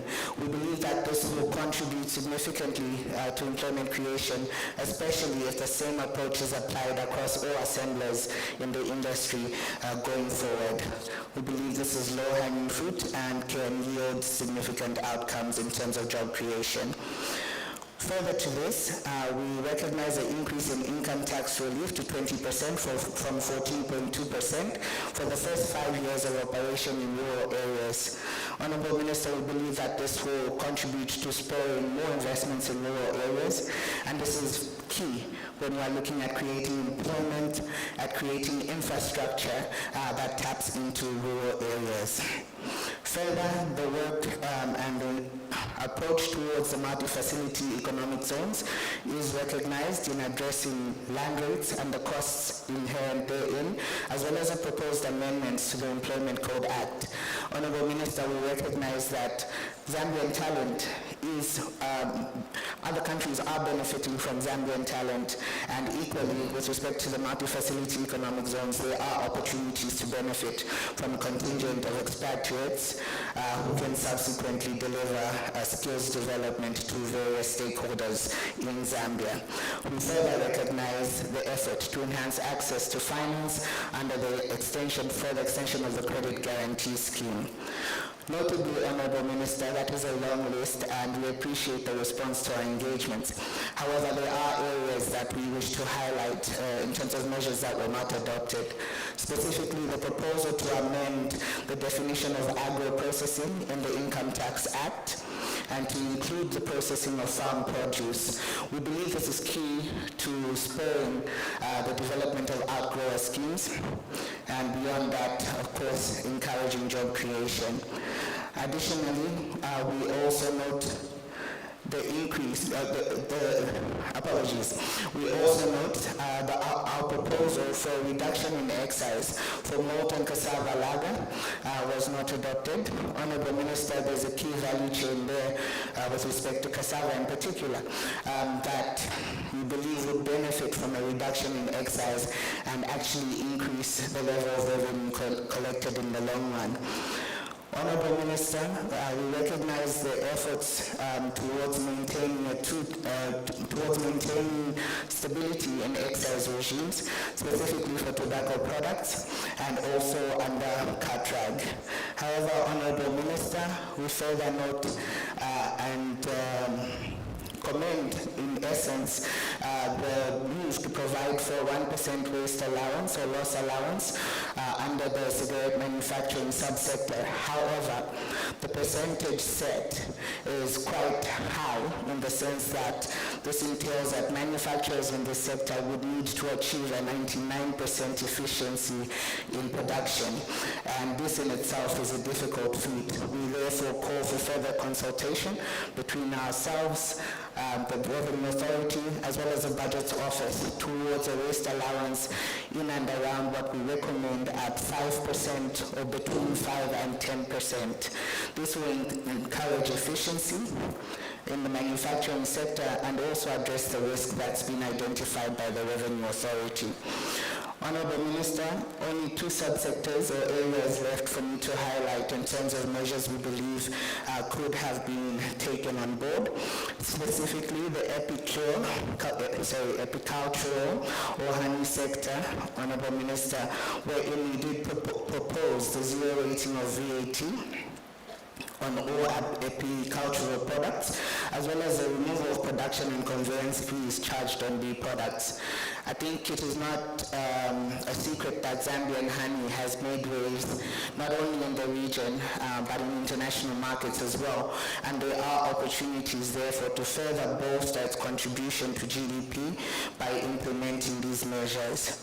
Finally, Honourable Minister, in the area of the pharmaceutical sector, I believe our call was to prioritize this sector for intervention. I've heard the conversation around VAT. However, our submissions herein was the exemption of import VAT on importing raw materials and packaging used in the pharmaceutical sector, the removal of duties and surtax on raw materials used in the pharmaceutical sector, as well as customs duty and exemptions on all machinery used in the pharmaceutical sector. And the reason for this, Honourable Minister, is because Zambian manufacturers want to support the health sector. We recognize the significant investments that are being made in upscaling and ensuring that we're able to deliver health services to the Zambian citizens, and the manufacturing sector is ready to respond to that. With these few words, Honourable Minister, I wish to thank you for the time. I believe we have an engagement on Friday wherein we'll further unpack these key areas, and thank you once again for the opportunity. Thank you. May I now invite the new president of the Zambia Institute of Chartered Accountants. I believe this is Madam Yande Mwenya, to make a contribution and intervention on behalf of Zika.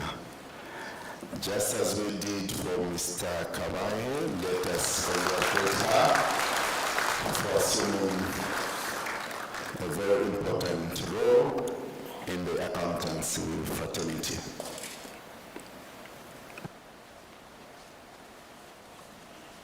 Good morning. Good morning, Honourable Minister. I relied on the protocols already observed.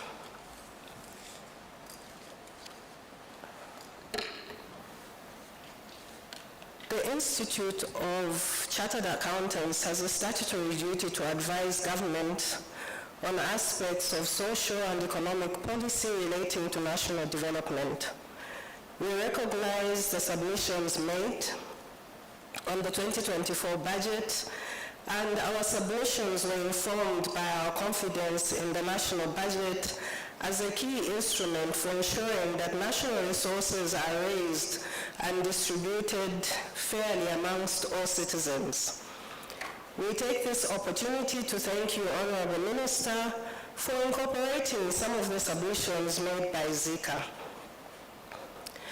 Our comments this morning relate to some of the following key matters, and these are the tax measures, the constituency development funds, and climate change. Pay as you earn. There has been an increase on the exempt threshold from 4,800 kwacha to 5,100 kwacha, and also a reduction in the tax band from 37.5% to 37%. We welcome the initiative because it will help put more money in the pockets of the employees. The adjustment will increase the disposable income available to employees to help mitigate the increase in the living costs. However, we would appreciate that perhaps moving forward, the threshold that is exempt is increased to match the inflation rate. Because as we note from the increase that we've seen in the budget currently, it falls well below the inflation rate. We also have seen the introduction of the accelerated depreciation of up to 100% in respect of the new implement plant and machinery for developers of the multi-facility zones. We welcome the measure as it is intended to extend relief to the developers and investors in the multi-facility zones, M-phase, and thereby incentivize additional investment in this regard. Further, we have noted, Honorable Minister, a proposal to provide tax holidays to the cotton value chain as follows. 5-year tax holiday on profit for local producers of the cotton seed, 5-year tax holiday on profit from ginning of cotton, and a 10-year tax holiday on profit from spinning of cotton and weaving of thread. We welcome these measures. These measures are intended to revitalize the cotton industry value chain. This is believed will support the growth of the manufacturing sector and promote the sector's business linkages. We also note that there's been a 2% local content allowance on income earned from value addition to sorghum and millet. Again, we welcome this proposal.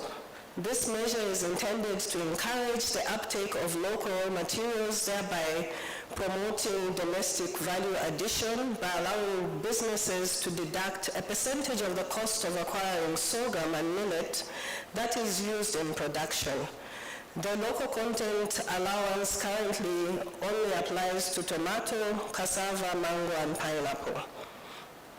Further, there is an increase in the tax concession for businesses in the rural area to 20% from 14.2% on the applicable corporate income tax for the first 5 years.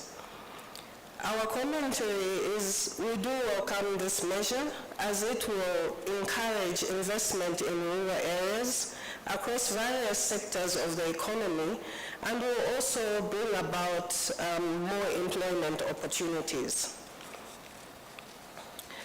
There is further the provision of the extension of the validity period for the customs duty incentive accessible by the developer of the multi-facility zone of up to 15 years from 5 years upon fulfillment of conditions as may be prescribed. We welcome the measure. The measure intends to extend the validity period of the custom duty incentives in cases where the developer is unable to complete the development within the initial 5-year period. The provision will empower the Commissioner General to extend the period when the developer has fulfilled prescribed conditions. The introduction of a levy of between 8 ngwe and 1/80 on the transaction value for person-to-person mobile money transfers. We as Zika welcome this initiative. We note that this will immediately broaden the tax base, a cry that has been there for a long time, particularly from those operating in the formal sector. As we will note from time to time, we always have different and new taxes coming into place, and it's always affecting the same companies or organizations. It can be appreciated that there have been high level of transactions that go through these channels for both personal and for business use. It is believed that having the different tiers will help reduce the burden to citizens, as this may be viewed as an increase in transactional costs. But overall, I believe it is a welcome measure, and I'm sure the Commissioner General ZRA is very happy with that. Amend Section 48A of the Income Tax Act to empower the Commissioner General to request for information from regulators. Our commentary is that various legislations such as the Accountants Act are very clear on confidentiality. We therefore propose that this is aligned with other pieces of legislation such as the Accountants Act, the Banking and Financial Services Act, to avoid conflict. Amend the income tax to provide for large and specialized taxpayers to submit audited financial statements as may be required by the Commissioner General. We welcome this measure as it is intended to enhance compliance with respect to the accuracy of tax declarations made by taxpayers under the large and specialized taxpayer segment. Exempt the Zambia Revenue Authority from the provisions of the Data Protection Act No. 3 of 2021. We do not welcome this proposal. The Data Protection Act provides a framework on how personal data can be used unprotected. Additionally, it regulates how personal data should be collected, used, transmitted, stored, and processed, among other functions. It also stipulates the rights that individuals have in relation to their personal data. Introduction of a Unified Tax Administration Act by 2025. This was one of our submissions and we're very happy about it. We welcome this proposal. The introduction of a Unified Tax Administration Act will reduce the cost of compliance for taxpayers, improve tax experience, and enhance the efficiency of tax administration. The Constituency Development Fund. We commend government for increasing the CDF allocation to 30.6 million from 28.3 million for each constituency. With increased CDF allocation, all constituencies will be required to facilitate the provision of water reticulation, sanitation, in public facilities, clinics, and many more local projects. The public will continue to participate in defining their development needs. We also commend the government's plans to review the Constituency Development Act 2018 to further strengthen citizen participation. Our commentary is we note that there has not been a consolidated audit report on CDF. With increased funding, there needs to be more oversight, and the Office of the Auditor General does not have capacity to reach all constituencies in a timeless manner.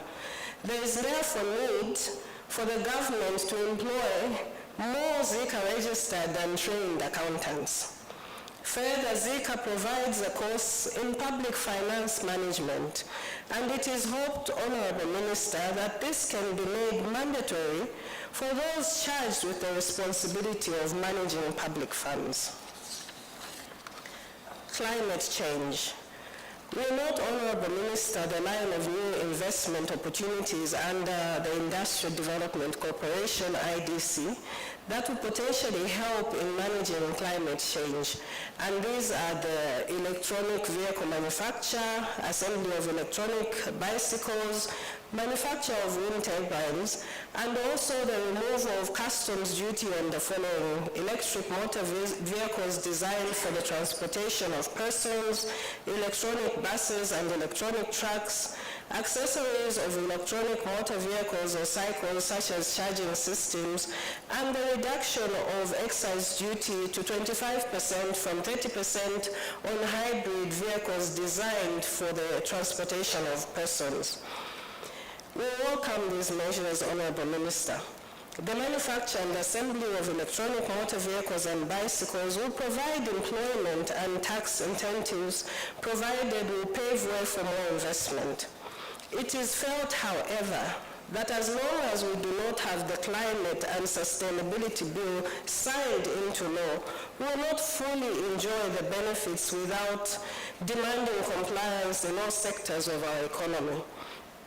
It also means we cannot fully earn the much needed income for example, trading in carbon credits. We would have hoped that as we attend the COP28 conference scheduled to take place later this year, that this bill would have become legislation. Furthermore, climate change poses both risks to businesses of all sizes, sectors, and Zambia is not without exception. If the impacts of climate change are not addressed, there are serious implications on the small and medium-sized enterprises and multinational corporations. Cash flows and economic growth caused by the increase in operating costs, limited source availability, shifts in demand, and disrupted supply chains. We implore the government to adopt the International Sustainability Standards Board published global reporting standards that pave the way for companies to report on and disclose their climate and sustainability risks. The ISSB standards should be included in the new Climate and Sustainability Bill to ensure that companies provide ESG information alongside their financial statements within the same reporting documents. Addressing climate and sustainability present a roadmap for creating systemic financial, social, and environmental value, opening up to $12 trillion in market opportunities for Zambia to tap into. Thank you for giving us this opportunity, and we look forward to more future engagements. Thank you very much.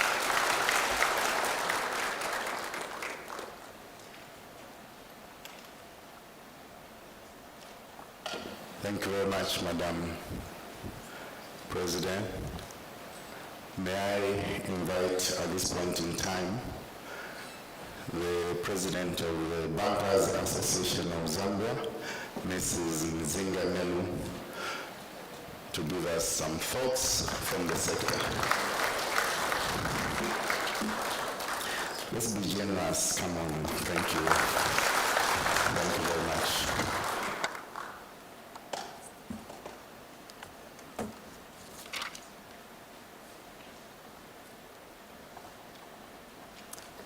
Thank you very much,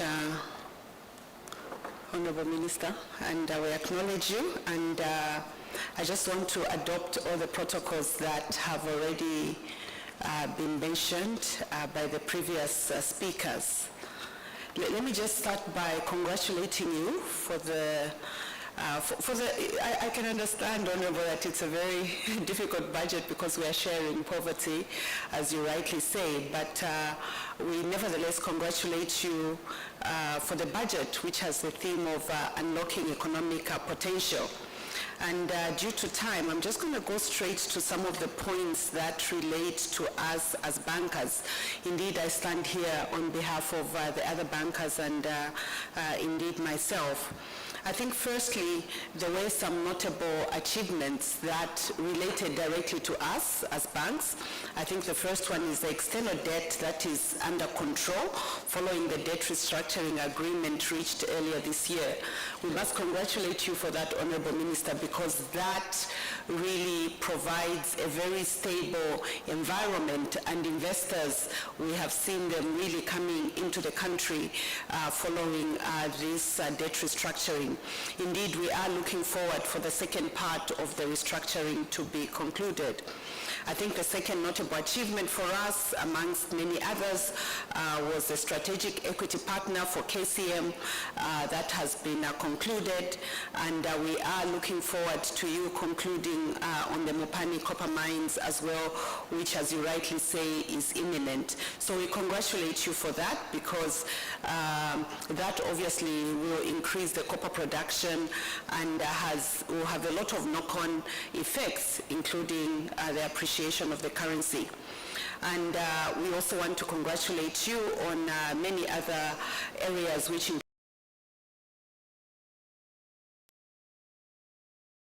providing more recruitment to the public workers, just to mention a few.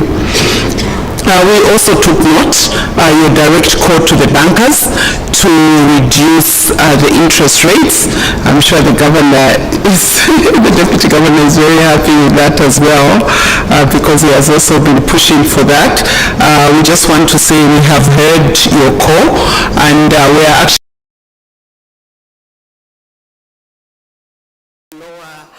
the rate of borrowing, because that means we will increase our rate of lending to the productive sector, and as that happens, the rates are bound to reduce as we continue to increase the competitiveness to the private sector.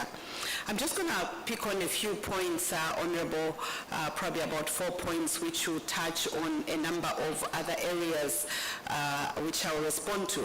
I think the first one is accelerating uptake of digital in the economy. And we have seen that in the budget, you spoke about construction of 169 towers and leveraging on extensive fiber optic network.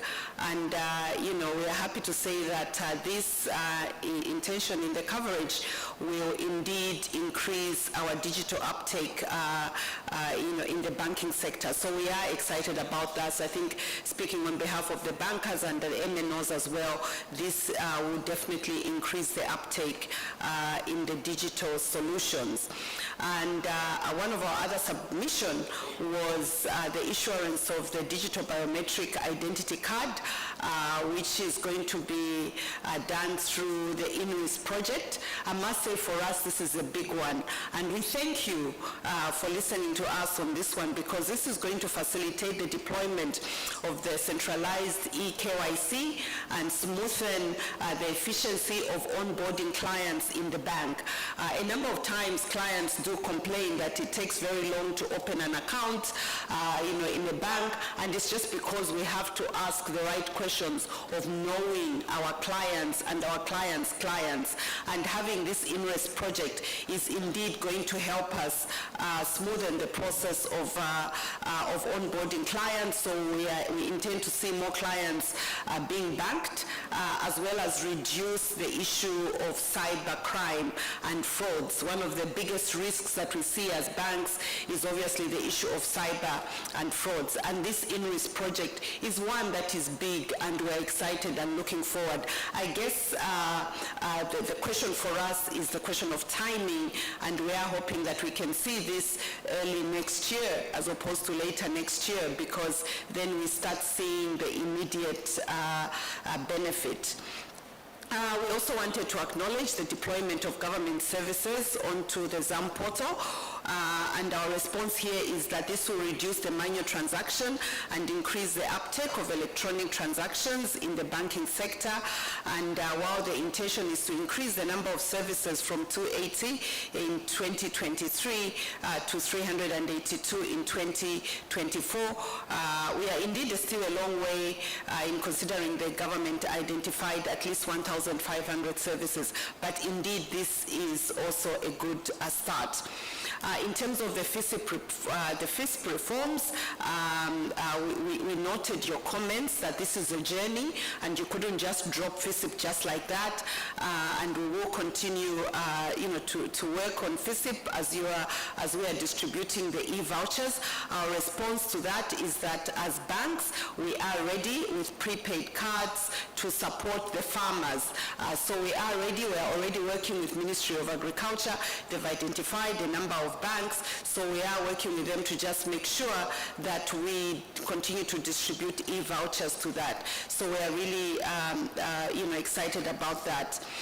The Bank of Zambia Cyber and Information Security Risk Guidelines, these indeed were issued in May, as well as the launch of the second financial inclusion strategy, which the Deputy Governor also mentioned, 2024 to 2028.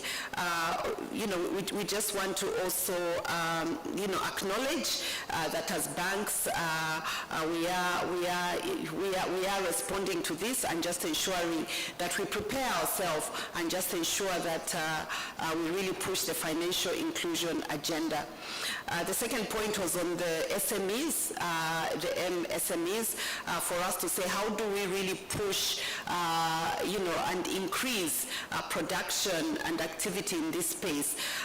Honorable Minister, we want to acknowledge the CDF, which has already been mentioned earlier by the previous speaker, where you have increased it to 30.2 million per constituency. As banks, our response is that we are putting up programs in various constituencies where we are decentralizing and really putting up SME programs where we are providing support to the small businesses. So in a number of cases, we are offering, propositions such as invoice discounting, where they'll just come in to say we already have an order for us to build desks, as you mentioned in your speech, and we will be able to support them. We are doing that, but we will work with the government to just make sure that we do that in a more quicker and efficient manner so that we increase the uptake or the drawdown of this 30.2 million per constituency. We are also excited that this is indeed going to create jobs across the constituency. Indeed, you mentioned in the speech, and the Deputy Governor mentioned this in his speech as well, in terms of increasing the support of the Zambia Credit Guarantee Scheme from 150 million in 2023 to 386 million. This is huge, and for us, our response is that this is really going to help us in the risk-sharing mechanism, which will reduce risk awareness and increase risk appetite to the MSMEs. A number of times we are challenged as banks when we are dealing with the small, and medium businesses, just because there are a number of areas that they don't have, or they are challenged, or in some cases they are first-time business owners. So really coming in partnership with the credit guarantee scheme is going to help us mitigate a number of those, areas. We just also wanted to respond on the construction of the road, the 300 kilometers roads, and a number of other road networks that you mentioned in your speech, Honorable Minister. We want to just say as banks, we are taking full advantage of the PPP that is going on in building these roads. This is a great opportunity for us to partner with yourselves and provide the much needed funding in this case, and in some cases, obviously we will provide a lot of trade initiatives that will come through the road network, especially looking at the road that goes to the Congo and the neighboring countries. So we are excited about that. Honorable Minister, just to emphasize the point on the mines, just to say this really provides a big value chain for us. A number of our clients had struggled, especially with the delay in the closing of the KCM proposition. Now that this has been done, we will see a number of clients coming through and taking full advantage of the value chain. As I end, I also want to just acknowledge the fiscal consolidation measures, in particular the reduction in the fiscal deficit on cash basis from 5.8% to 4.8%. And this will lead to reduced government borrowing and price rediscovery on treasury bills as well as lending rates. Indeed, we have noted, and I had said earlier when I started, this creates room for us not to put our money in securities, but to take our money to the private sector and the more productive sector. So we acknowledge that. I also just wanted to acknowledge the comments from the ZRA boss on the financial and insurance sector contribution of 6.3%. Indeed, for us, this is notable, and we are hoping that we will increase, as we increase our lending to the productive sector, this can only increase. And indeed, I wanted to acknowledge the point made by the Deputy Governor on the e-BOP monitoring system, which is scheduled to start next year. I just wanted to acknowledge that we support this system, and as banks, we are preparing for the e-BOP monitoring system. We believe that this will really provide not only accountability, but as banks, we are ready to support all the various sectors as you bring in all your proceeds from the imports, from your exports back into the country. We will be there to support you. And finally, on the tax measures that have already been widely mentioned by all the previous speakers, we just want to just acknowledge you, Honorable Minister, for stable tax policies. And indeed, we had a lot of excitement from all our staff, because we are just obviously all having more money in our pockets, and you did look at all ranges, so we are excited about that. And finally, it's the issue of the electric vehicles, where you have removed the duty. And as banks, we just want to say we are ready to support all our clients in the importation of electric motor vehicles. And on that note, I just want to say I thank you. Thank you.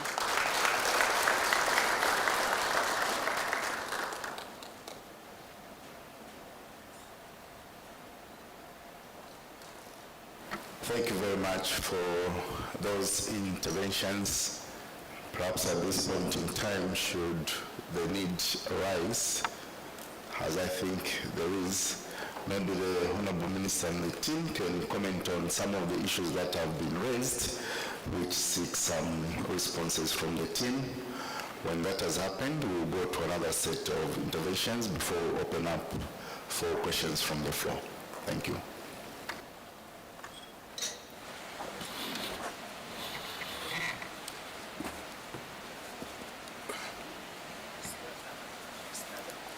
This other one.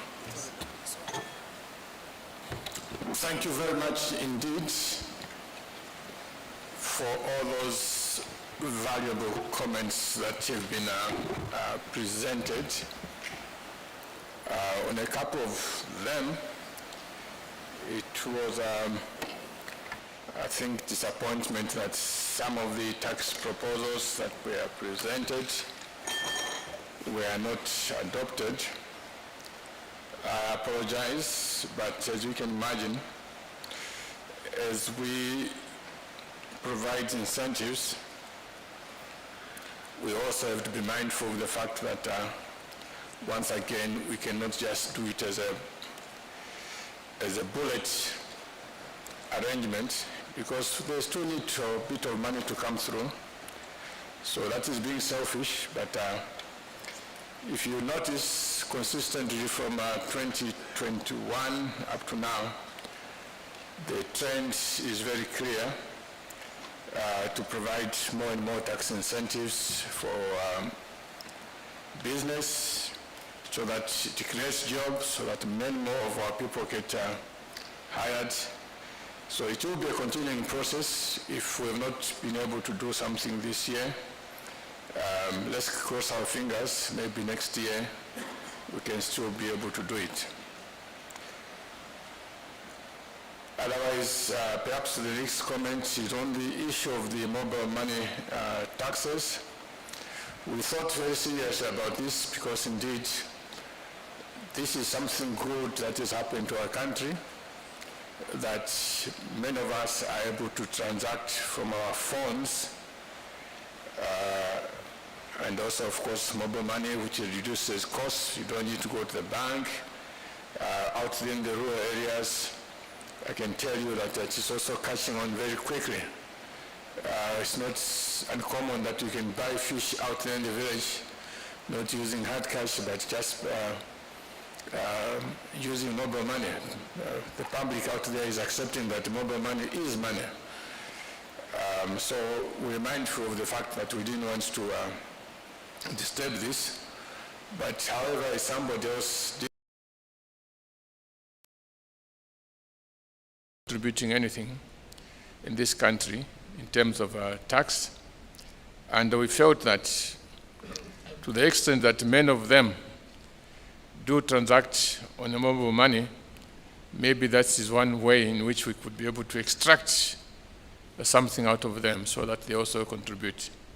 You notice that the rate of the taxes is really very small, the lowest being 8 Ngwe, not 80 but 08, which is very small, and the maximum is 1/4 80. In fact, the ones that we should be pushing very hard are the service providers who, in certain cases, charge as much as what, 100 kwacha? Yeah, for a transaction. We are only getting a maximum of 1/4 8 Ngwe. So if there's anyone who is discouraging this industry, it's the providers themselves, not the government. Thank you so much.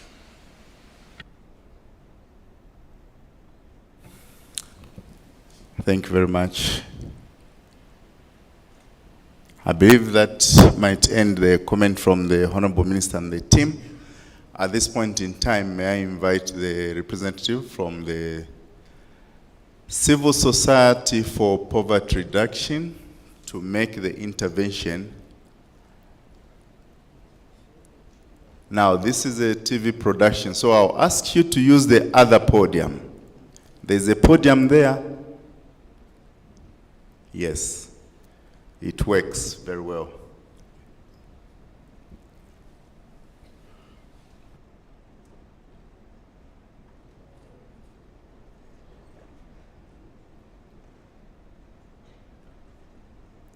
So introduce yourself and kindly move into your presentation.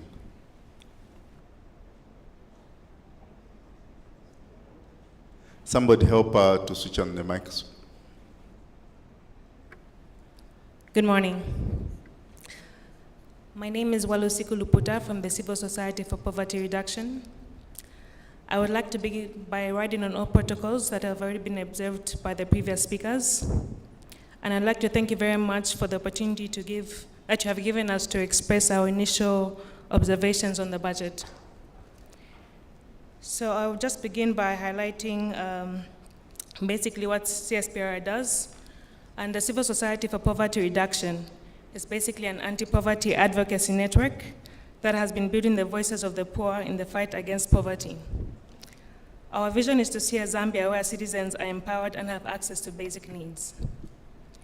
So I just want to point out a couple of points that were, I think, from the previous ZAMSTAT statistics on the current poverty rates. As a country, we're currently at 60% of the population that is living below the poverty line. This represents about 6 in every 10 Zambians, and this has since increased from 54.4% in 2015. Therefore, looking at an estimated number of 11.7 million Zambians that are considered poor. We are also looking at extreme poverty, which is about 48.20 48% in 2002. So what does this really mean for our country? Because our poverty rates are so high. Rural poverty rates are actually much higher than they are in the urban areas. We are looking at indicators of poverty and incidence of poverty that were much higher in women-headed households as compared to men-headed households. Following this, we're also looking at the floods that had occurred in the previous season that can also be attributed to the food security levels that has been mentioned from time and time again in the presentations given earlier today. So looking at the poverty priorities of our National Development Plan of the 8th NDP, which had aimed to reduce poverty to about 46% by 2026. However, we're at an all-time high of 60%. Firstly, we would like also to commend the government for the presentation on the national budget, as well as to point out for some of the wins that have been addressed towards national social protection as well as reducing the poverty. I would like to mention the increase in agricultural allocation in this budget as compared to the 2023 national budget, which is now standing at 7.7%. However, we are saying that this does not actually reach the 10% Malabo Declaration on Agriculture, in which Zambia is a signatory to.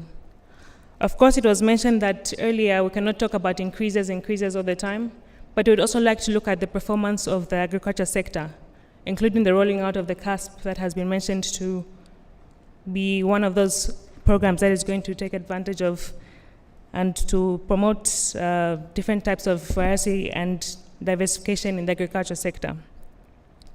Another win that we can commend government for is the increase in the budgetary allocation towards the education sector to about 15.4% in this 2024 national budget. Also an increase in the allocation of feeding school programs from 39.4 million to 217 million, which is also good for decreasing pupil absenteeism, especially in rural areas where poverty is really high. We also want to look at the recruitment to an additional 5,400 personnel, which is teachers and non-teaching staff. Apart from that, we also identify the increases that have been allocated in the health sector, as well as those in the infrastructure sector. We'd also like to point out the increases that have occurred in the Social Protection Center from 8.1 billion in 2023 to 9.7 billion in 2024. And also the increases to the coverage of vulnerable households on the social cash transfer to 1.4 million. However, we would like to also point out that despite these increases, we would also want to see how challenges that have been identified in the previous national budget are being actively taken into account in the 2024 national budget. With the increase in poverty, how then can we say that the budget is quite effective, including the efficient resource allocation towards sectors that actually realize in the reduction of poverty for a number of Zambian citizens? We're also looking at the increase in certain sectors, such as FISIP, and what that means for food security in our country. Thank you. Just also some of the considerations that civil society for poverty reduction we looked at was the mention about the impact that climate change has had not only on the agriculture sector, which is food security, but in the operations of the mines and thus reducing the gross domestic product. It was actually noted that, and experts have pointed out that if we do not do something about climate change, we are likely to perceive a 0.4 negative growth rate on our GDP. And so if we do not increase that allocation, then how are we planning to address the impacts of climate change and thus increase our GDP in those crucial sectors? Thank you very much. Thank you very much for that intervention. May we ask the representative from Data Alliance to come through with the intervention, please. Introduce yourself and proceed to make your intervention in 5 minutes.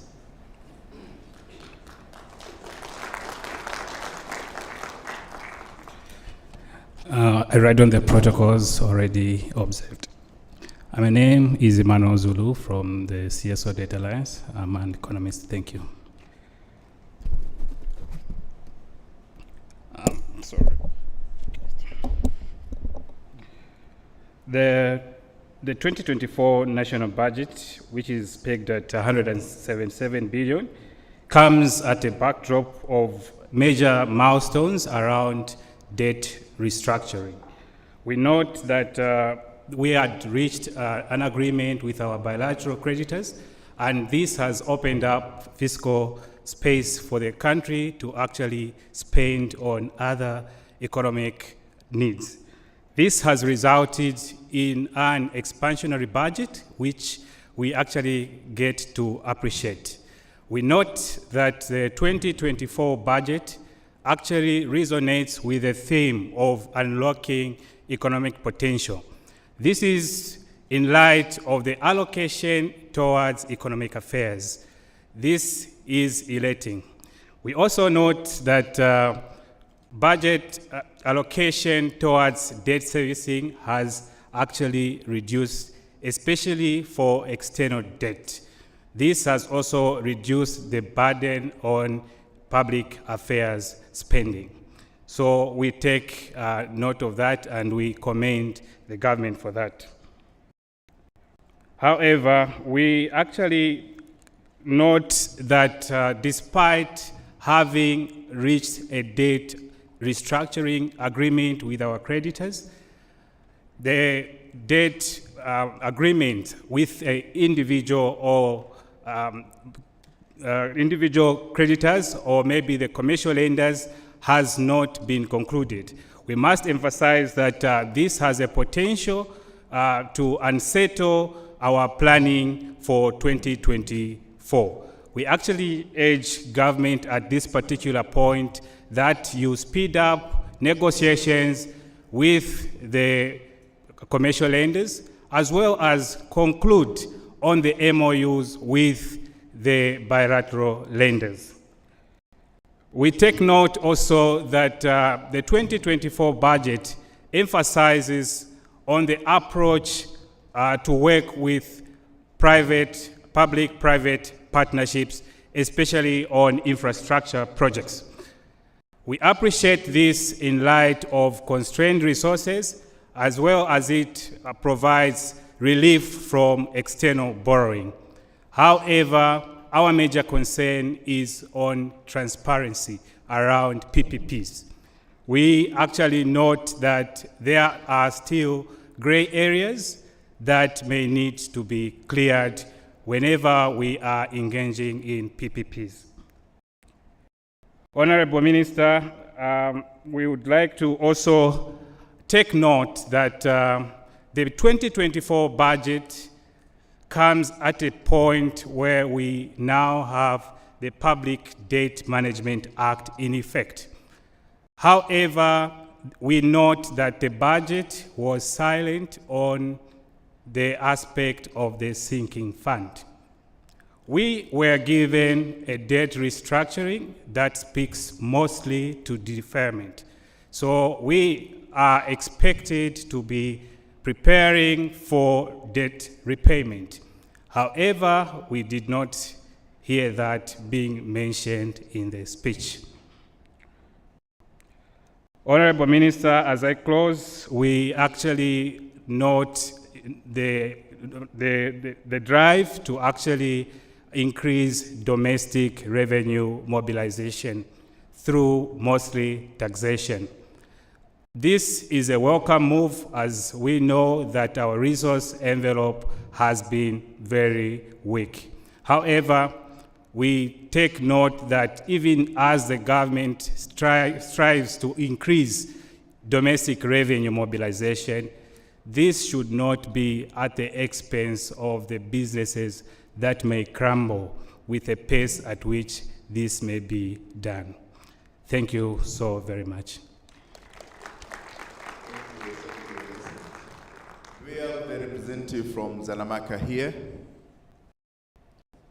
I can see someone standing. Please introduce yourself and proceed to make your 5 minutes intervention. Is that Kenya or something? Or Zanamaka. Good morning. My name's Mopila Kamea. I'm the president and founder of the Zambia National Marketeers Credit Association. The association was primarily formed for developing the informal sector through creation of various empowerment schemes that best suit this forgotten. Thank you. Thank you. The association was primarily created for the purpose of developing the informal sector through creation of various empowerment schemes that best suit these forgotten community marketeers, other traders and small-scale farmers, most importantly, the women folk, whose major challenges for many years have been capitalization, social empowerment, and capacity building. May I ride on the protocols already observed? Distinguished ladies and gentlemen, reactions and interventions on the 2024 national budget. On behalf of the Zambia National Marketeers Credit Association, I would like to express our gratitude and commend government for presenting an exclusive and well thought out 2024 national budget at 177.9 billion. This budget is geared towards bolstering economic growth by promoting private sector investments, increasing production and productivity, and enhancing our public service delivery. The theme, Unlocking Economic Potential, aligns with our vision for a prosperous Zambia. Commendations. We commend the government for recognizing the needs of the informal sector in this budget and making substantial allocations to support the growth, to support its growth. Specifically, we applaud government for the following initiatives: increased empowerment funds for the SMEs and the CEC, the boost of funding to 392 million kwacha will provide much needed, accessible, and affordable financing for entrepreneurs, marketeers, farmers, and SMEs across the nation. Enhancing allocation to Zambia Credit Guarantee Scheme. Rising the allocation to 386 million kwacha for small-scale farmers, public service workers, and emergent farmers will facilitate easier access to affordable loans. Higher allocation to CDF. Increasing CDF to 4,800,000 will, with each constituency receiving 30 million kwacha, 30.6 million kwacha, is especially beneficial for our members in rural areas. This funding will support local development, including essential services like water, maternity wings, and desks in our schools, in the rural areas especially. Support for the manufacturing sector. We appreciate the government's commitment to the manufacturing sector, which will create jobs and enhance value addition. Strengthening market linkages for our products is also positive development. Social protection programs. Increasing funding for social protection programs like social cash transfers, pension benefits, and the food security pack program will uplift the lives of the poor vulnerable. Collaboration and partnerships in budget implementation. To ensure the success implementation of the national budget, we advocate for collaboration between government institutions such as the Ministry of Finance and National Planning, the Ministry of Small and Medium Enterprise, and the Ministry of Youth, Sport and Art, and key informal sector associations like ourselves. We believe that we will enhance citizen participation in the economy. Therefore, Zanamaka proposes the following interventions. Financial inclusion. We are grateful for the increased empowerment funds for SMEs under CEC. We propose that CEC collaborates with stakeholders, including Zanamaka, to identify beneficiaries within the informal sector, thus improve financial inclusion. Mobile money and improved internet connectivity will also play a pivotal role in achieving this goal. Financial literacy initiative for informal sector operators. We also applaud the Bank of Zambia, Zambia's Go Cashless awareness campaign, and the upcoming launch to the national financial inclusion strategy. In line with these efforts, Zanamaka has developed a financial literacy book in 8 official languages to empower informal sector operators with necessary financial knowledge and skills. This book needs to be supported for publication and distributed to all the informal economy operators countrywide. We propose to work with the government, particularly the Bank of Zambia, as a leading institution to disseminate financial literacy to the informal sector and the country at large, developing database for the informal sector. The lack of accurate data on informal sector operators hinders the formulation of effective policies and programs. In this regard, Zanamaka is proposing data capture for the informal sector. This will not only help evidence-based decision-making, formulate targeted policies, but also contribute to the formalization, facilitate domestic revenue collection, and ultimately contribute to GDP growth. Targeting enhancing tax revenue collection based tax.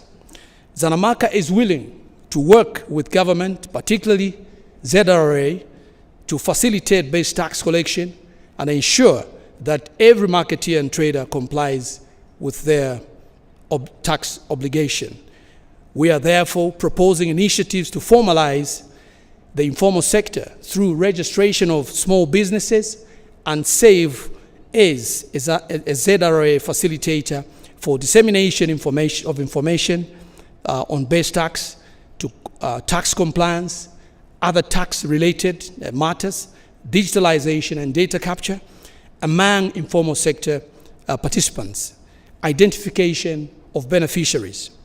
Zanamaka is willing to collaborate with the Ministry of Small and Medium Enterprise Development, the Ministry of Youth and CEC to identify potential and eligible beneficiaries on various government programs, such as the Youth Empowerment Program under the Ministry and Empowerment Fund under CEC.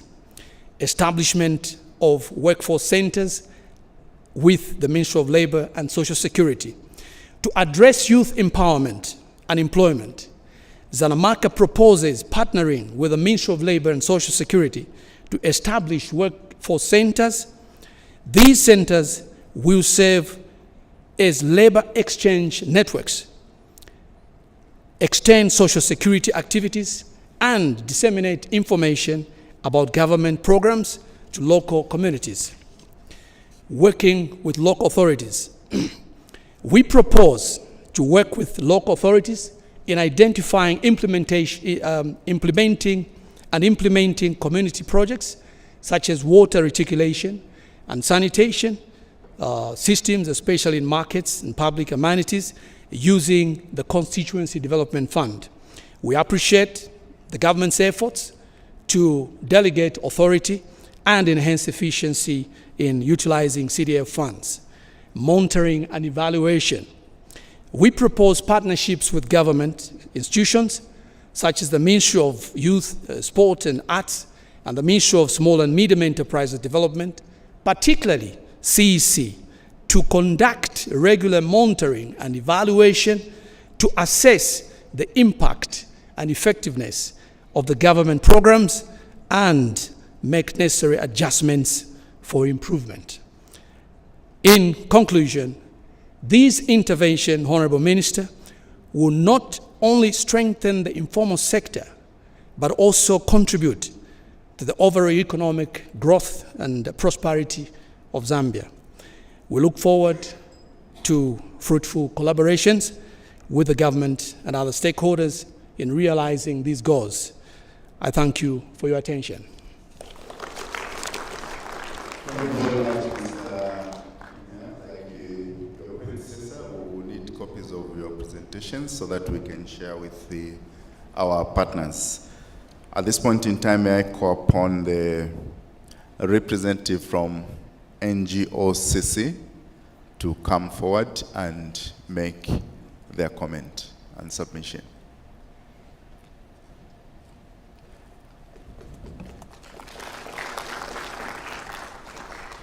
Thank you very much. Good morning, everybody. Is this okay? Like all the previous speakers, I'll just say all protocols observed and acknowledge all the distinguished ladies and gentlemen present here. As the Non-Governmental Gender Organizations Coordinating Council, NGOCC, which represents women in this country, we always welcome any increment to the budget. So we welcome the 6.3 increment and are happy as long as it is targeted correctly. Our comments are going to focus on a number of sectors initially, and then we will address some of the concerns that we have or some of the areas that we feel may have been missing from the budget. My name is Anne Mbewe Anamela, and I'm the Executive Director for NGOCC. We'll start with the agriculture sector. We know Madam CEO, yes, we'll give you 1 more minute if you can just explain to some of our guests who may not be familiar with what NGOCC is all about. So 5 minutes plus 1. Oh, thank you. Thank you for the extra minute. So NGOCC is an umbrella organization that has a membership of a number of NGOs, CBOs, faith-based organizations that have a focus of gender equity and equality. Currently, we have 111 member organizations spread across all 10 provinces of Zambia. So as you can see, we have a very wide coverage representing women in different thematic areas, some in the legal profession, some around reproductive health, others around economic empowerment, and various other issues that affect women. And that is who NGOCC is. I will start by talking about the agriculture sector. We really appreciate government's intent to grow this sector in order to diversify the economy.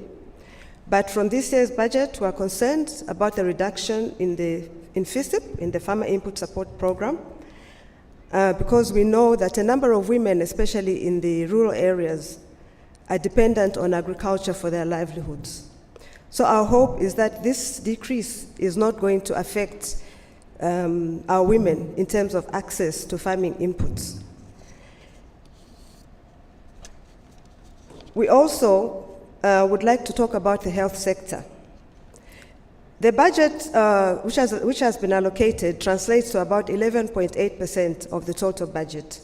This is commendable, but however, it falls short of the 15% commitment as agreed in the Abuja Declaration. We hope that government will progressively move towards fulfilling this commitment. We are really pleased about the proposed construction of the 30 maternity annexes and 133 mini hospitals. This, of course, will increase access to maternal services for women, especially in the rural areas, and if implemented well, should reduce maternal and infant mortality.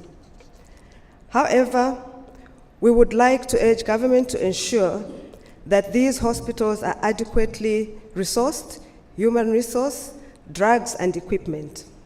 And we hope that the 4,500 planned recruitment of personnel will include sufficient midwives.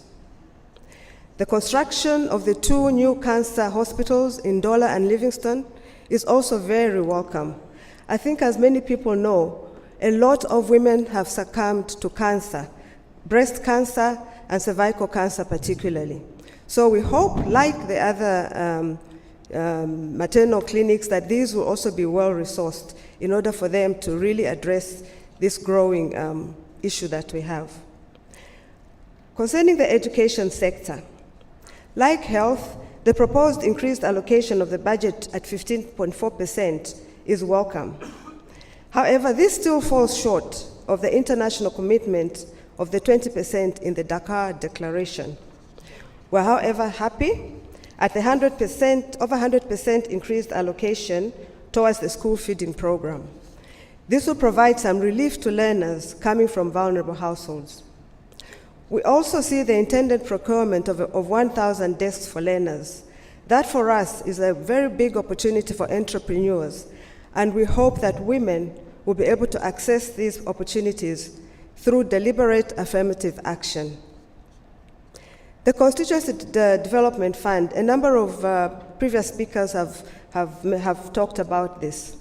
Yes, we were very happy about this increment, but again, we think that there is need to address the challenges in the access to the funds, need to strengthen monitoring of the fund, and particularly what we'd like to see as NGOCC is gender disaggregated data so that the benefits to women, men, boys and girls, and other vulnerable groups can be measured, and plans put in place to ensure that there's equitable access.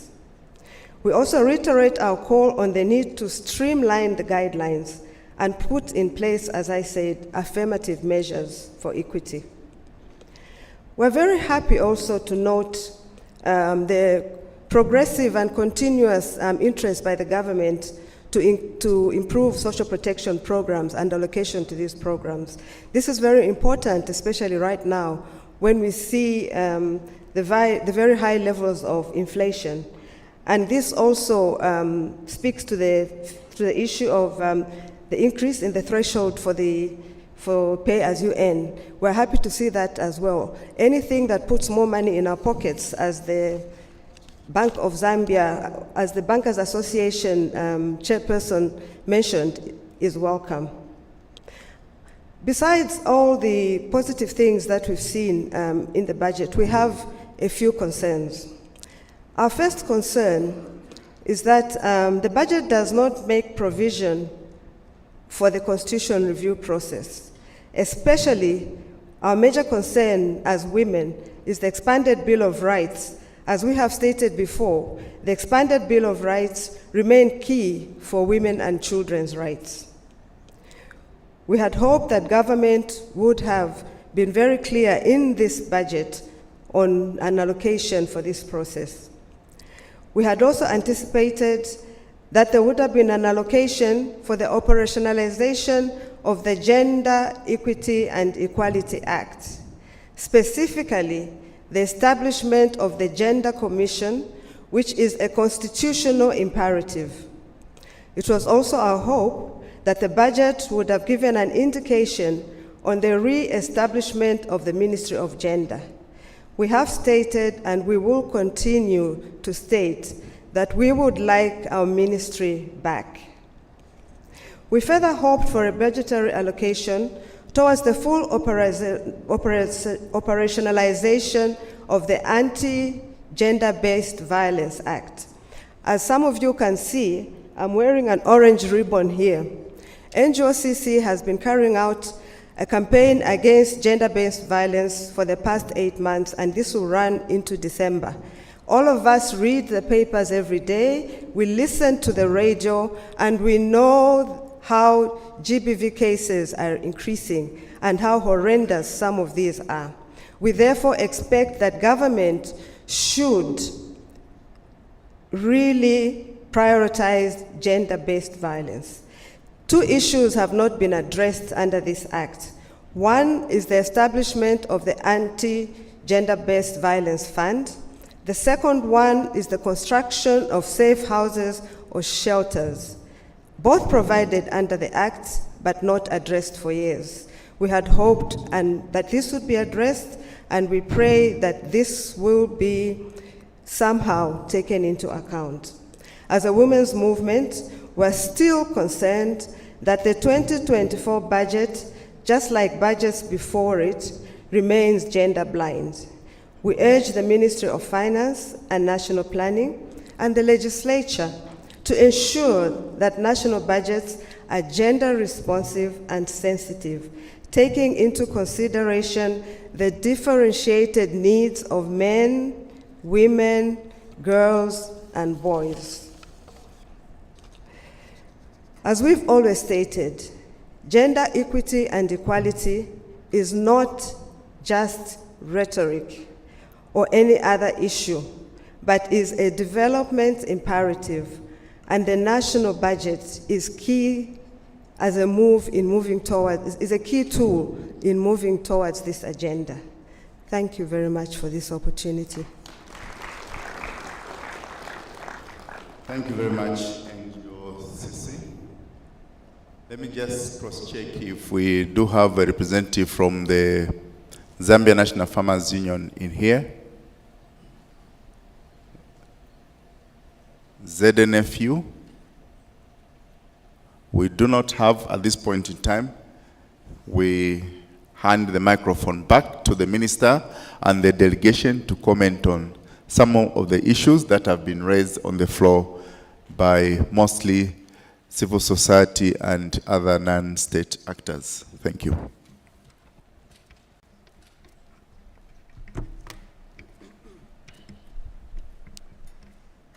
I'll be very brief, and my colleagues are at liberty also to chip in. I think from what I've captured so far, I can generalize it as saying, you have not done enough for this, you have not done enough for that, you have not done enough for that. My quick answer is back to the point I made earlier in the morning. We only have so much because as a country, that's what we are managing to collect from ourselves. And what remains after that is setting priorities. These are the priorities that government this time round focused on. And I would only say that don't give up, keep on making your point, and I'm sure some of these issues can be covered in the near future. So I think this is what I would say. In the light of the limited resources, these are the only priorities that we could manage to accommodate. Not that everything else is not important, they are all very important. But in prioritizing, unfortunately, one is to put a line somewhere, and this is what we've done.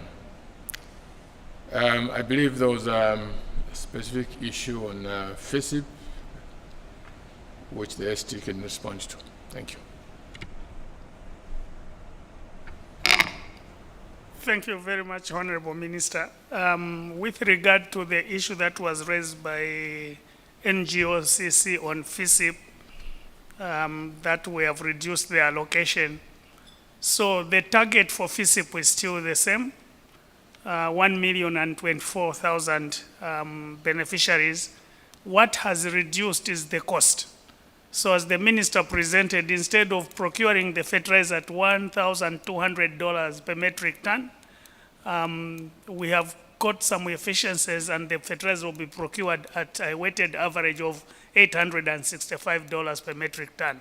So when you do the calculation, you see that reduction is coming out of efficiency and not reduction in terms of what we are targeting. Again, just to say that when I was doing the presentation, I did show the trend on where we are going and where we want to be. We agree that we need to go back to the commitments that we made at the international level. But probably it was not possible to reach there in 2024. Probably it is too soon. But at least we can see that the trajectory we are taking is the right trajectory, and we should be able to reach there. Again, just to emphasize, I was in the Ministry of Finance up to 2015, and by the time we were living in 2015, probably the biggest challenge we had was resource allocation. Where do we take the resources we have? When I came back in 2021, the biggest challenge we had was that we didn't have the resources.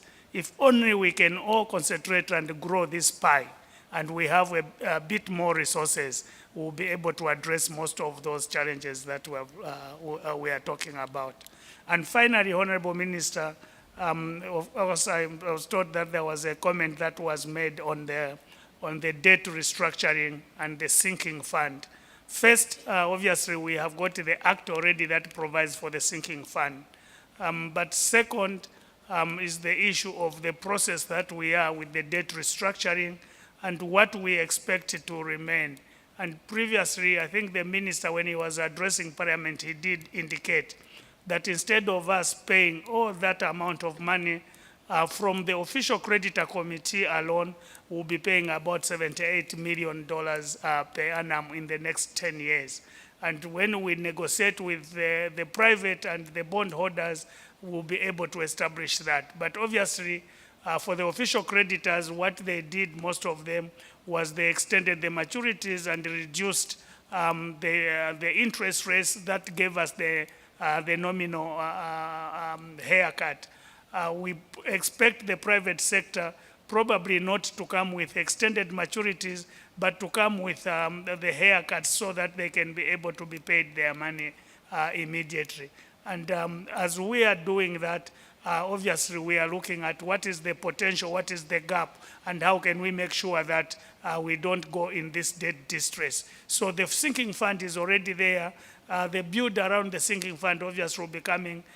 In my view, I'm a development economist, probably it would not be prudent to put the money there now because our inflation is higher, the money will be eroded by inflation. Probably it's prudent for us to invest that money now because we don't have the investment, so that then we use the return on investment as we are reaching the time that we need this money. But at that time when we're going closer to the time where we need to pay the money, probably at that time then we'll be saying what will be the return on investment, how do we couple it with some money put in the sinking fund in order for us to meet the service required that, at that time. Thank you, Honorable Minister. Thank you very much, Honorable Minister and your team. I already have some requests here. At this point in time, we are going to open up the floor for questions, which the minister and the team will obviously take. I already have 2 requests in front of me, so should you wish to make a comment or ask, please let us know by show of hands, and then we'll come to you. So the first request is from Mr. Watson Lumba, who is a board chairperson for Indeni. He wishes to make a comment, and thereafter Mr. Jason Karzimani from KPMG.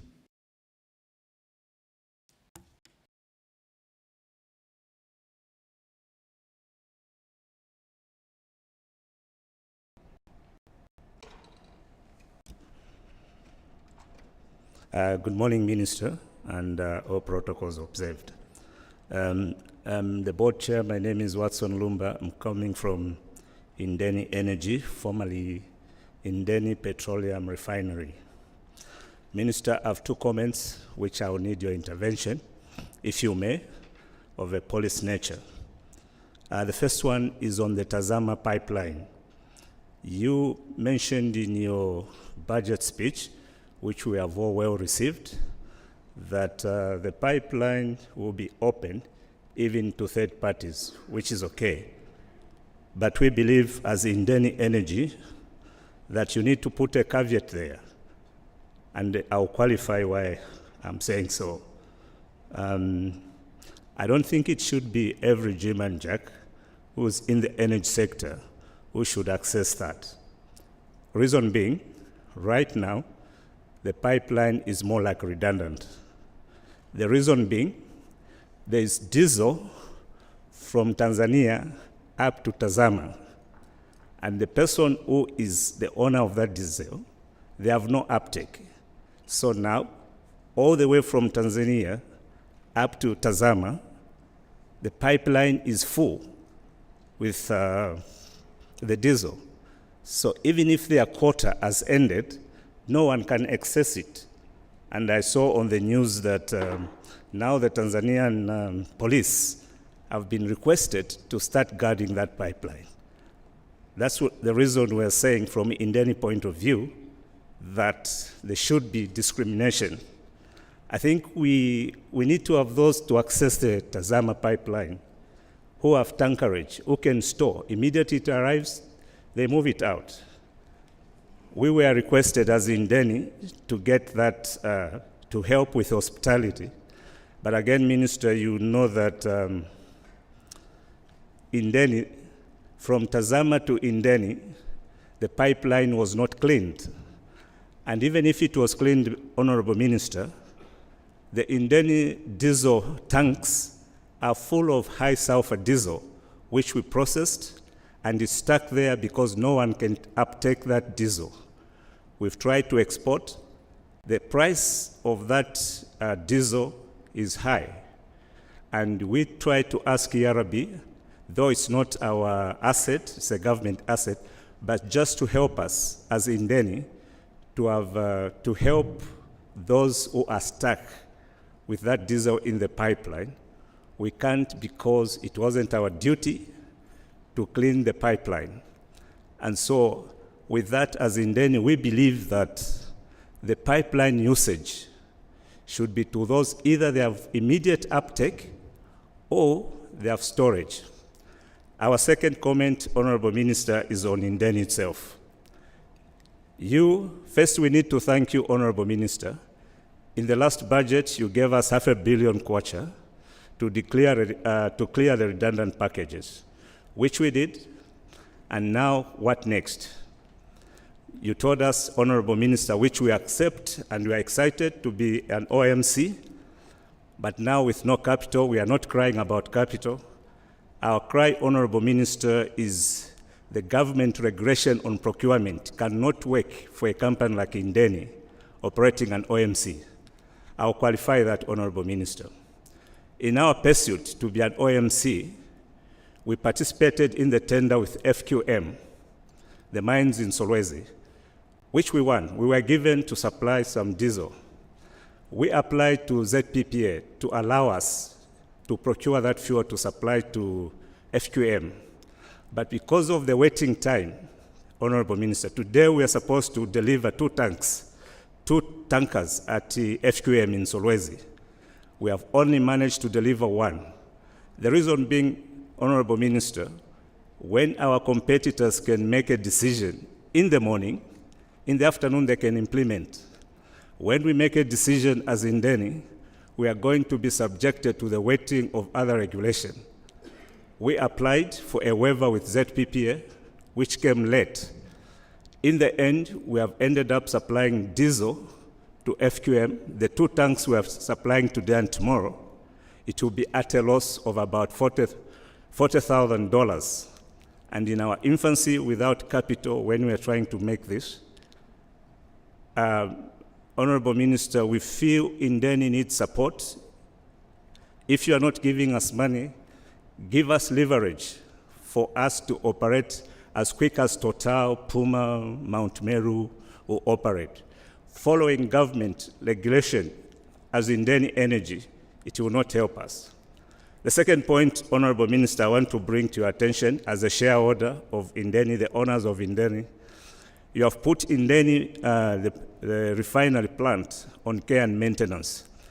We're expecting in the budget speech to come up with how you are going to deal with those issues. You were quite Honorable Minister, which is not exciting to us.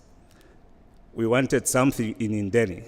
Now, some of the catalysts in those tanks, they are trying to coagulate and they are becoming an hazard.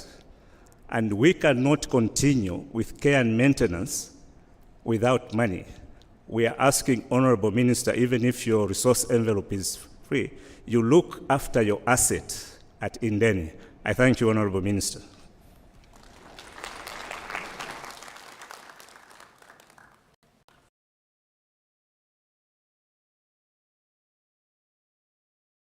There's a very substantial submission from Indian Honorable Minister. Would you like to deal with it now, or we proceed with Mr. Kazilimani? Yes, please. Yes, please. You can use that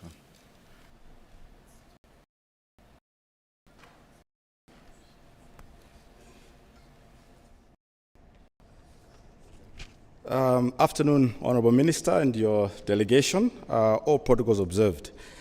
I'll be very brief. I've just got one basic question and I think a couple of comments. My question is really, I think, directed to the Deputy Governor of the Bank of Zambia. The Banking and Financial Services Act was last reviewed in 2017.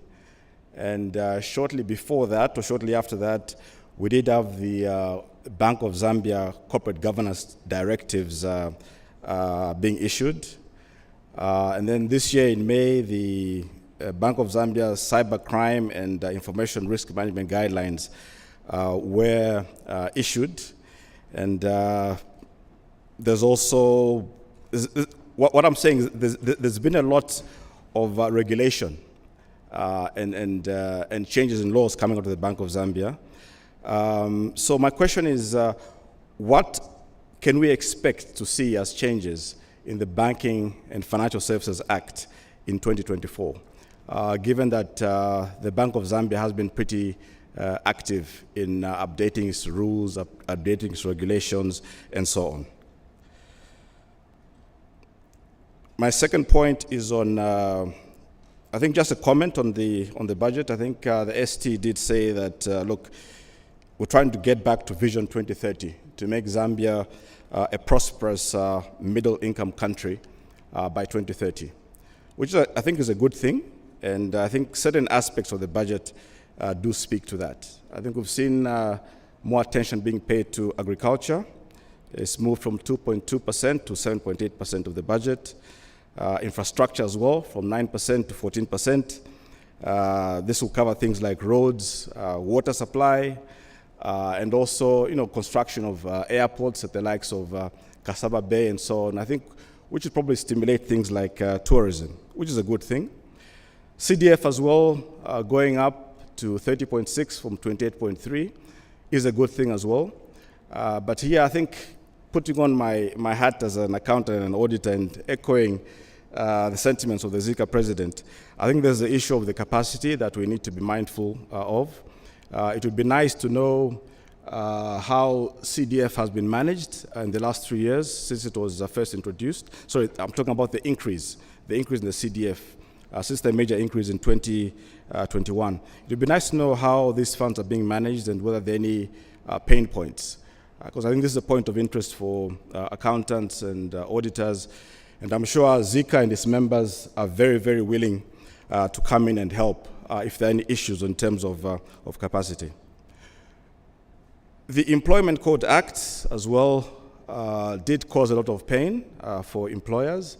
And I think it's good to know that it's actually being reviewed. I think we're hoping that there'll be a revision and that some of the onerous requirements which caused the cost of doing business to go up will actually be dealt with. The export proceeds tracking framework, I think, is a good thing. It's been a cry.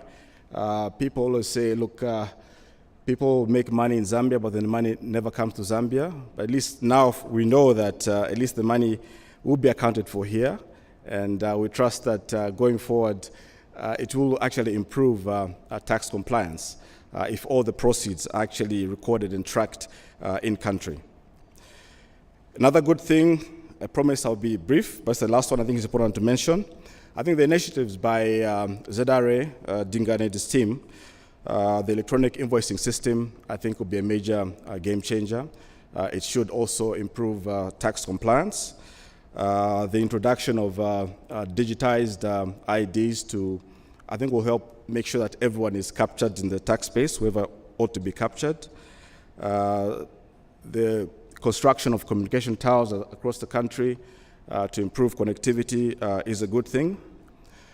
The levy on the mobile money transactions, yes, I think on the one hand, it will probably hit some people's pockets, but on the other hand, I think the bigger issue is that it's one way of actually increasing the tax base. And eventually, with such measures, I think the burden on those that are paying pay-as-you-earn tax should come down over the years. And lastly, but quite importantly, is I think the resolution of the mining issues, I think, is a big thing. Mining will always be, for several years, I think, to come, our main driver of the economy, and I think we look forward to resolution of the remaining mine, Mopani, and the operation of the Minerals Regulatory Commission. But on this one, we'd really like this commission to be enacted, to come into operation as soon as possible. But because we've had other commissions set up under other pieces of legislation which actually are never actually brought into action. So I think we as the public would really like to see this come into play, because we think it's an important body which will really help on tax compliance as well, addressing the issues of licenses, and the broader issues of transfer pricing and so on and so forth. Minister, I thank you. Thank you very much, Mr. Kazilman. Do we have any other interventions from the floor? Colleagues from the media and ladies. Ladies. I can't see a lady, but I can see a gentleman right at the back. Please come through in a minute. Let's hear what you got to say.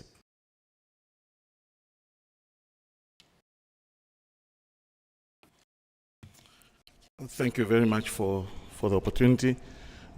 Minister and your entourage, thank you for coming and meeting private sector. I've got 3 submissions to make. The first, Minister, my names are John Mumba.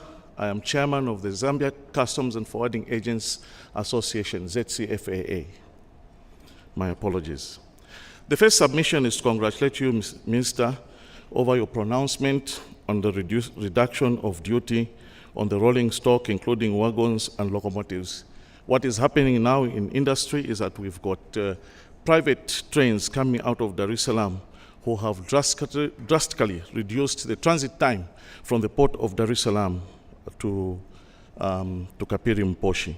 I urge you, Minister, to encourage ZRA to improve their capacities at Kapiri in the clearance sector, so that this can be grown. It is a true and good opportunity for private sector. Secondly, Minister, you have proposed a reduction of clearance days when goods are moved by RIB from the borders from 15 to 5 days. This, Mr. Minister, is a huge challenge for industry. Currently, we struggle. There are a lot of things that have to be done for any positive achievement to be made through this pronouncement. The staff levels at ZRA cannot support this kind of system. We wait days on end before officers can come to inspect goods that have been brought in on RIB. And we see, Minister, our clients, the importers, struggling in raising finances for taxes and duties. And you reduce the days in which they have to do that from 15 days to 5 days. To me, Minister, it sounds like you are enhancing the enforcement part of the ZRA and neglecting the trade facilitation aspect. It is a very important aspect that ZRA be a trade facilitator rather than just an enforcer of the law. And we ask that you really look at this factor, because times are hard and it is not easy to achieve what you are proposing in 5 days. The third one, Minister, the UPND government has rightly been describing Zambia as a trade hub. It has been describing Zambia as one that can facilitate trade not only within our own borders, but with our neighboring countries. The introduction, Minister, of a security deposit bond guarantee for goods that are being moved from bonded warehouse is a very, very thorny and difficult issue for industry to bear. Before this time, Minister, a lot of the copper ores and copper concentrates were being stored in bonded warehouse facilities in South Africa before they were re-exported. In recent years, we have seen the mushrooming of bonded warehouses on the copper belt. And to be specific, Minister, the bonded warehouses that are managed by clearing and forwarding agents of the copper belt have been a lifeline for the economy on the copper belt. So to request agents to provide bonds for goods that are in bonded warehouse, I think has got a very serious negative ramifications on the economy, because we are a hub and there is no risk in government losing any revenue. I thank you, Minister. Thank you. At this point in time, may I invite the President of the Economic Association of Zambia to give us a summary from the rapporteur, and then thereafter the Minister will respond to some of the issues that have been raised and then give us concluding thoughts. May I invite Mr. Isaac Ngoma to use the mic in front here and give us thoughts and a summary on what the key takeaways are. You can come to the podium in front, please. Yeah.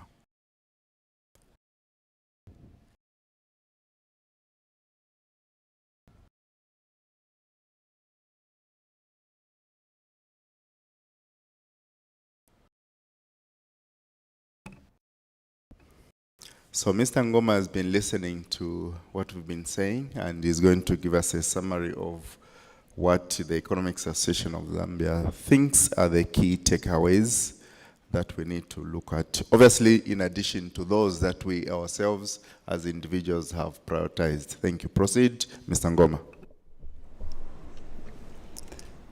Honorable Minister,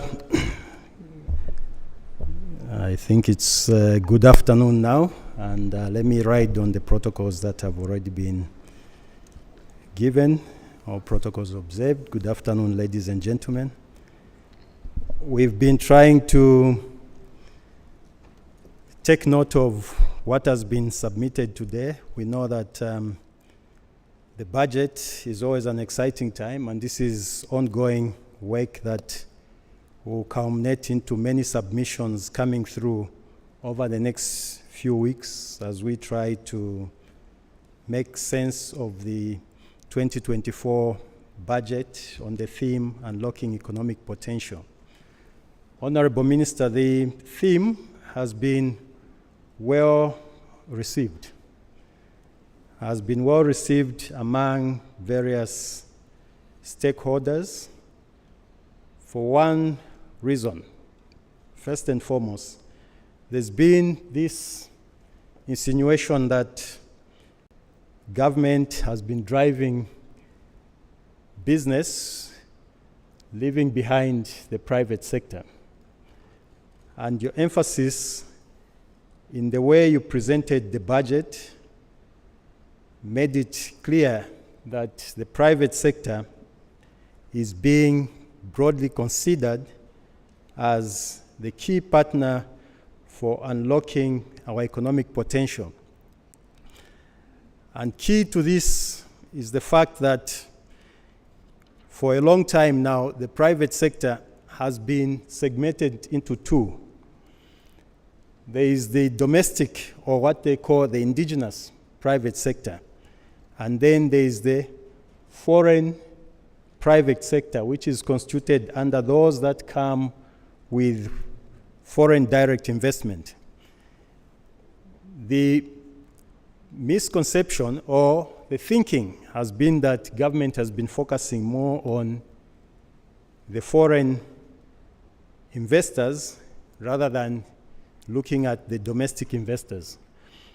Now, this is something that listening to the various submissions and what came out immediately after your budget speech is now being addressed, and we believe that the private sector has been called to the table and now they must live up to expectation, and we hope that we're going to have continued engagement on challenges and obstacles that have stifled private sector participation in unlocking our economic potential.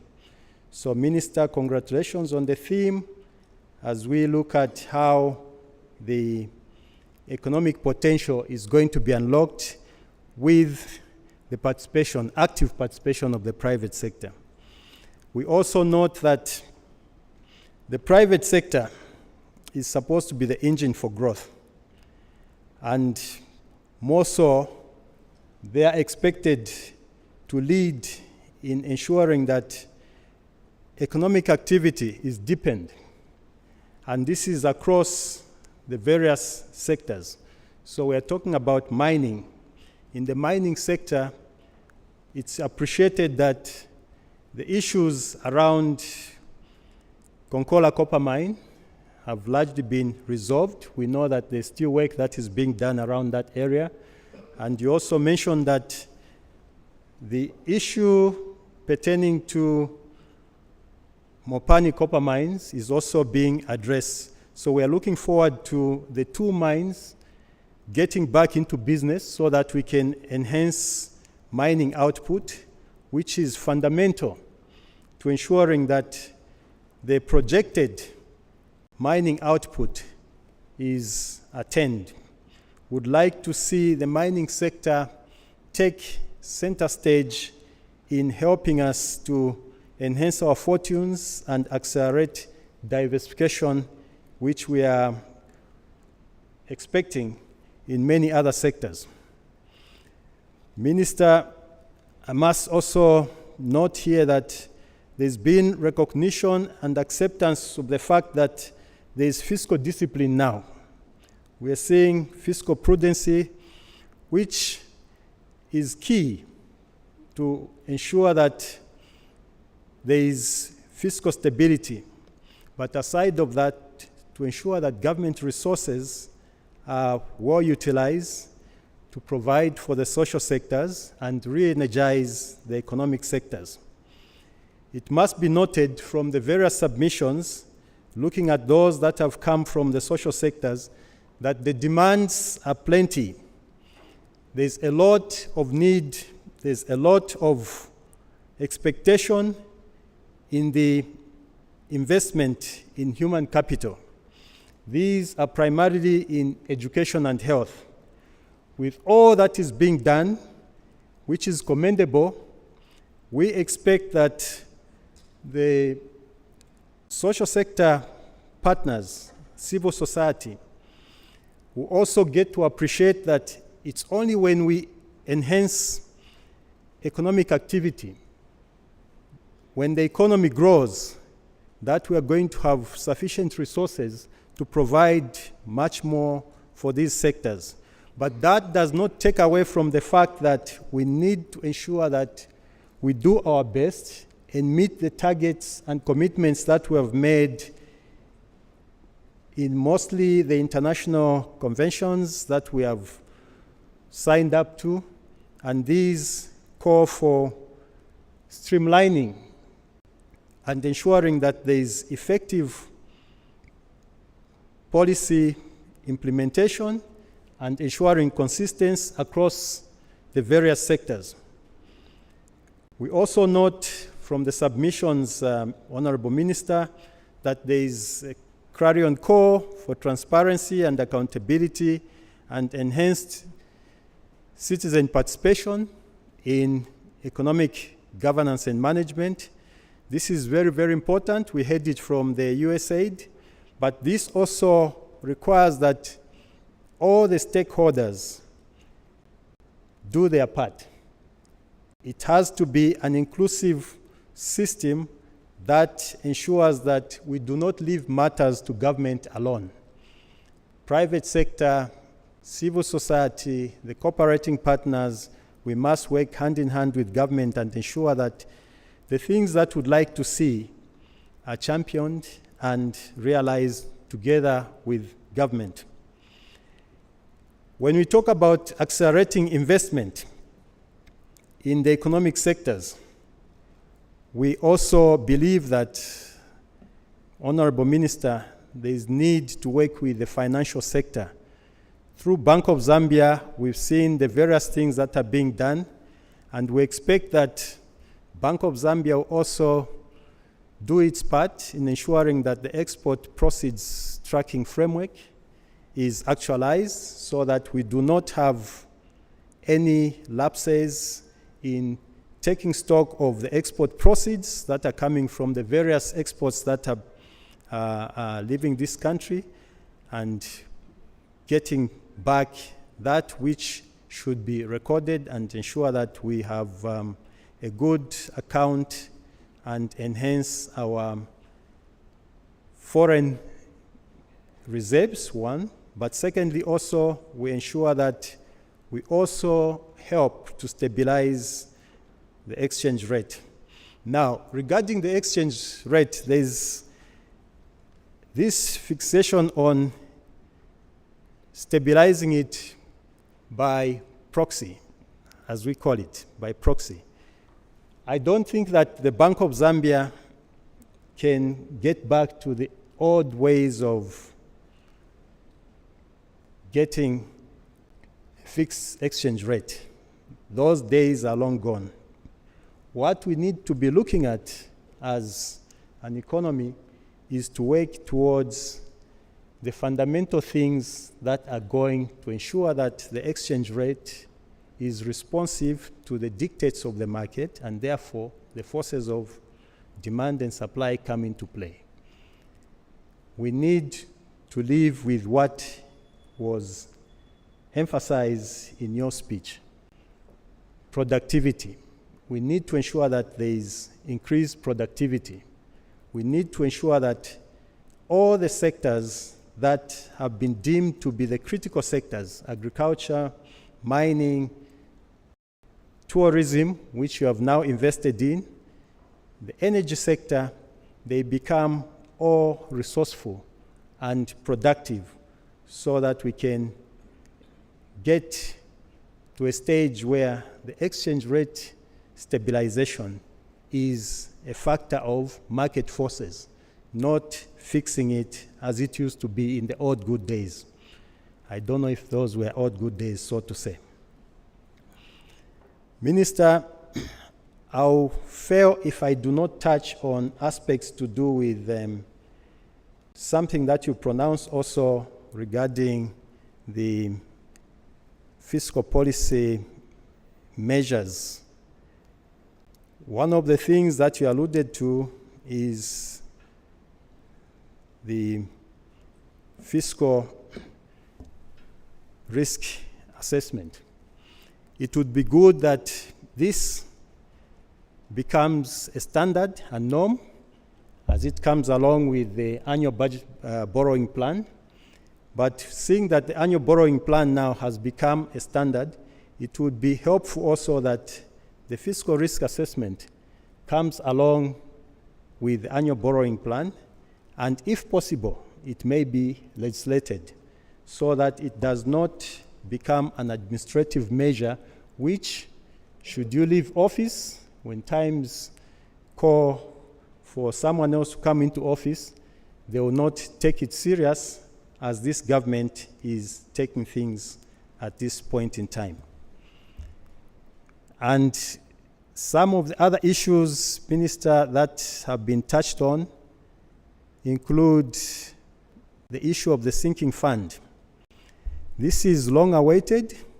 We know that it's not easy at this time, but as we resolve our debt issues and we get back into a stabilized situation, we need to start looking at creating the sinking fund, because this is going to help us to deal better with debt servicing in the future.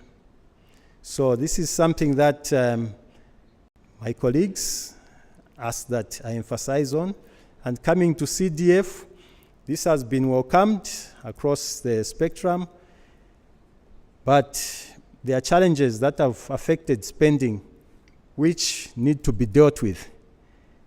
CDF is a good innovation to ensure that investment in the local communities is enhanced, and we see local content as well increase, and this is going to help to energize local economies.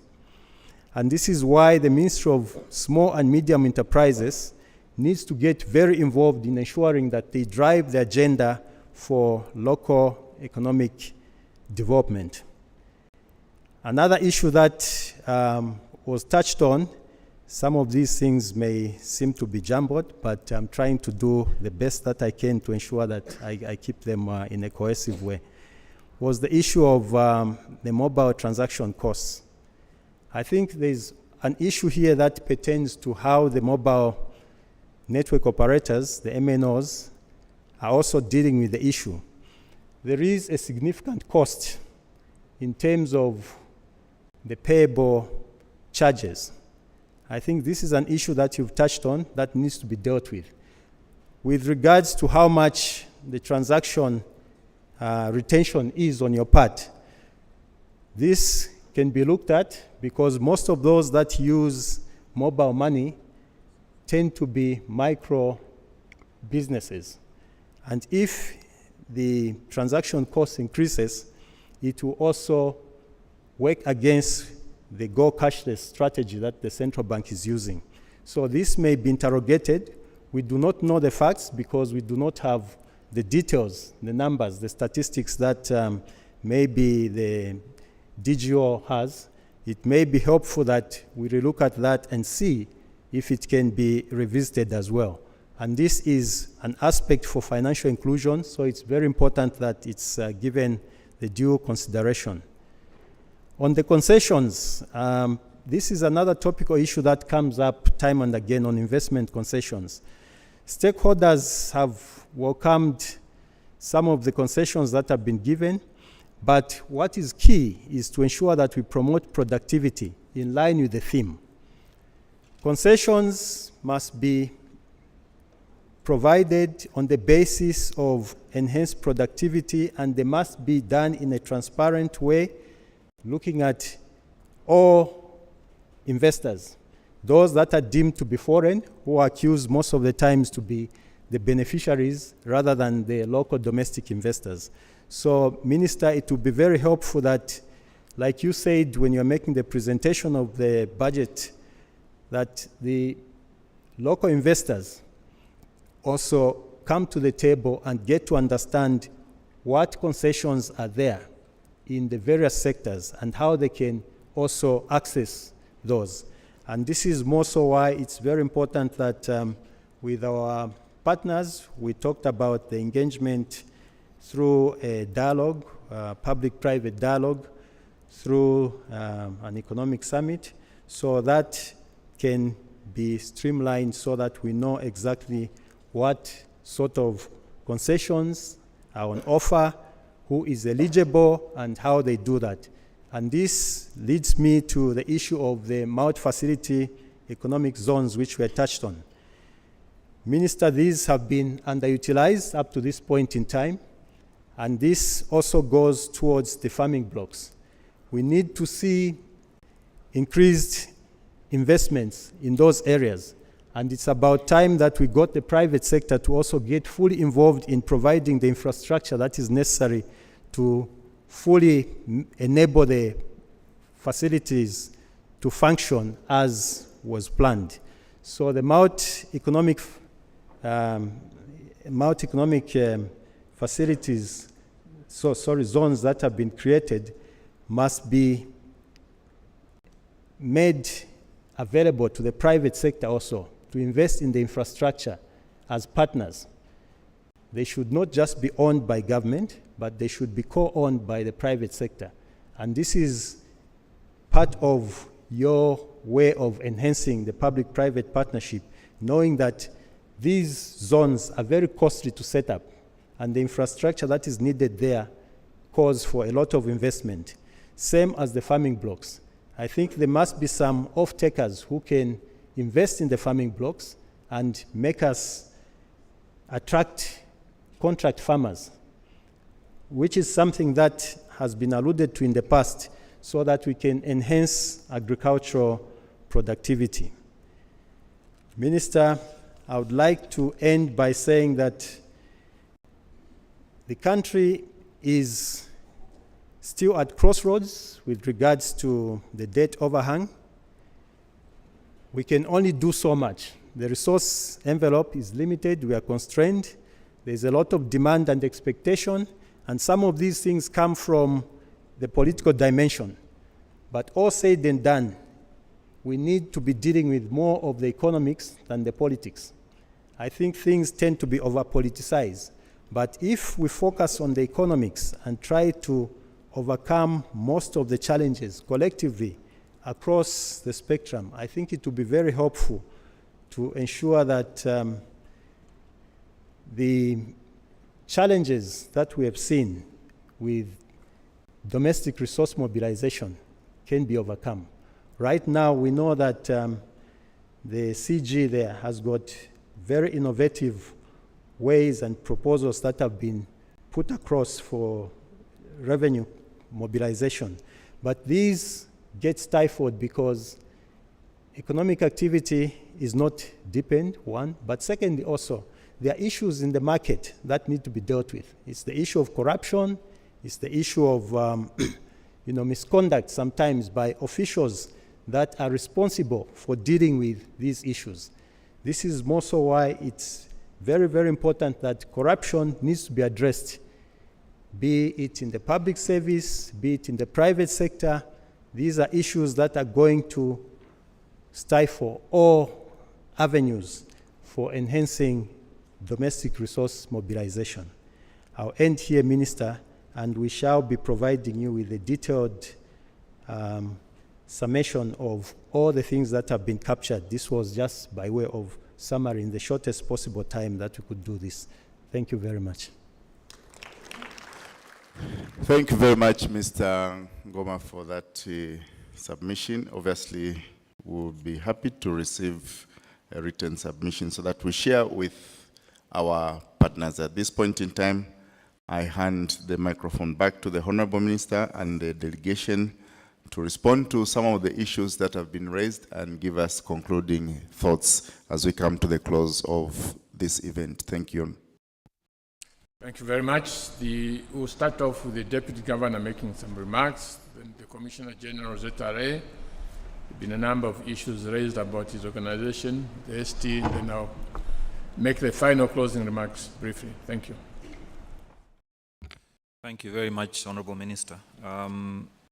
I think I'll respond to Mr. Kazilimani's remarks on the BFSA, changes in the law we're proposing, and then also just some comment on mobile money and the tax issue and financial inclusion. So on the BFSA, a couple of things. So we were really driven to reform the legislation really from three perspectives. The firstly, okay. So basically, we're really wanting to update the law to where we are because the financial sector is changing very fast, and so we need to make sure that we update that. I think on the mobile money, and we'll be coming back to the market to share what we're trying to do. On the mobile money, it really is a trade-off. Of course, we want to push financial inclusion, and for Zanamaka, we're open to work with you because that process of pushing financial inclusion will continue, but it is a balance. We have to grow the market, but at the same time recognize that everybody needs to contribute to taxes. So thank you, Honorable Minister. Thank you. I've been told that we only have maybe 3 minutes before we close, so I'll make the final remarks. I've paid attention to all the various comments that were made from Indeni. We can engage. And then I think from the Association of Clearing Houses, there's a lot that has been said, but I want to say that our interest or idea as government is to make this border post to be as efficient as possible. Rather than crowd the borders, ideally people should come with their cargo and be cleared as quickly as possible. but again, we can engage. Mr. Ngoma, you've introduced interesting remarks. Indeed, we want the private sector to be a partner in the development of M phases. And indeed, why not? Even on the development of the farming blocks, it's not necessary that government is the one that should spend money to develop those. The private sector can come in as usual. So I want to thank everybody for what I consider to have been a very good morning. We've taken all your perspectives, we've made notes, and this time around when we meet next year, when we start implementing this budget, I think we'll go point by point. We promise this, where are we? We promise this, where are we? We promise this, where are we? So my colleagues in the Treasury ST, these are not mere pronouncements. You must now document everything that we promised, because when we meet next year, we'll run through that list. With that, thank you everybody, and once again, thank you very much to our sponsors and those who have been listening to us out there in the countryside, and I suppose even abroad. Thank you so much. Have a weekend. Oh, it's not a weekend. We've just come from... Thank you. Thank you very much. So for fellow citizens who have been listening to us through various media channels, let's thank them all for their patience to listening, and for all the sponsors, we thank you too. Let's clap for them, please. So tomorrow in either the Zambia Daily Mail or the Times of Zambia, we are going to produce an infographic on the 2024 budget. This is courtesy of GIZ German. Shall we be upstanding to close with the anthem?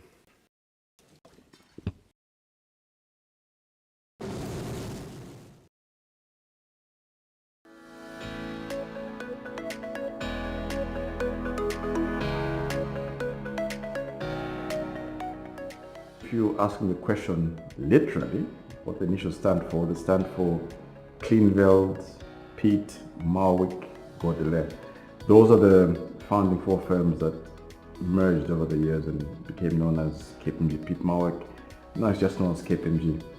But the other meaning, I would say, well, KPMG will stand for excellence, integrity, quality, serving the community, serving the capital markets, inspiring trust, and empowering change. And also, we're not afraid to go to the trouble spots. So when the leadership cries out to the business world to help put the company back on course, one of the first to raise our hands and say, this is how we can help.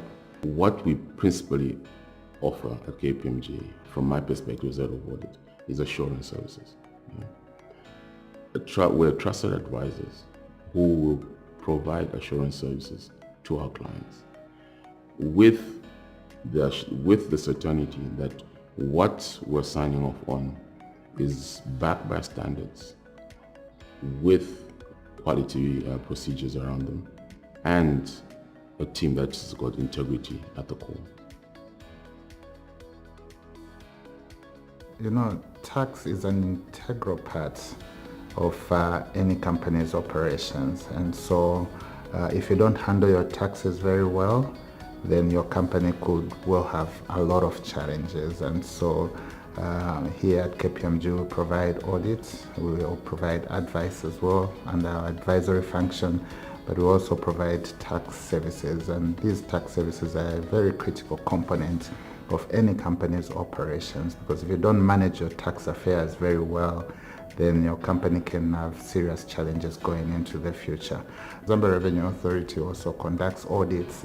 We do help our clients to be able to comply with the audit requirements, have the information in a way that the Revenue Authority will be able to accept it, and help them as well in discussions with the Zambia Revenue Authority to bring closure to those audits so that companies remain healthy from a tax perspective and there are no surprises. our business is people-centric, right? For us to be able to service our clients, we need to have people with the right skills, we need to have people with the right competencies, and most importantly, we need to, have people that have the right attitude, because, the world that we're living in now is quite, demanding, and the expectations from professional services organizations like ours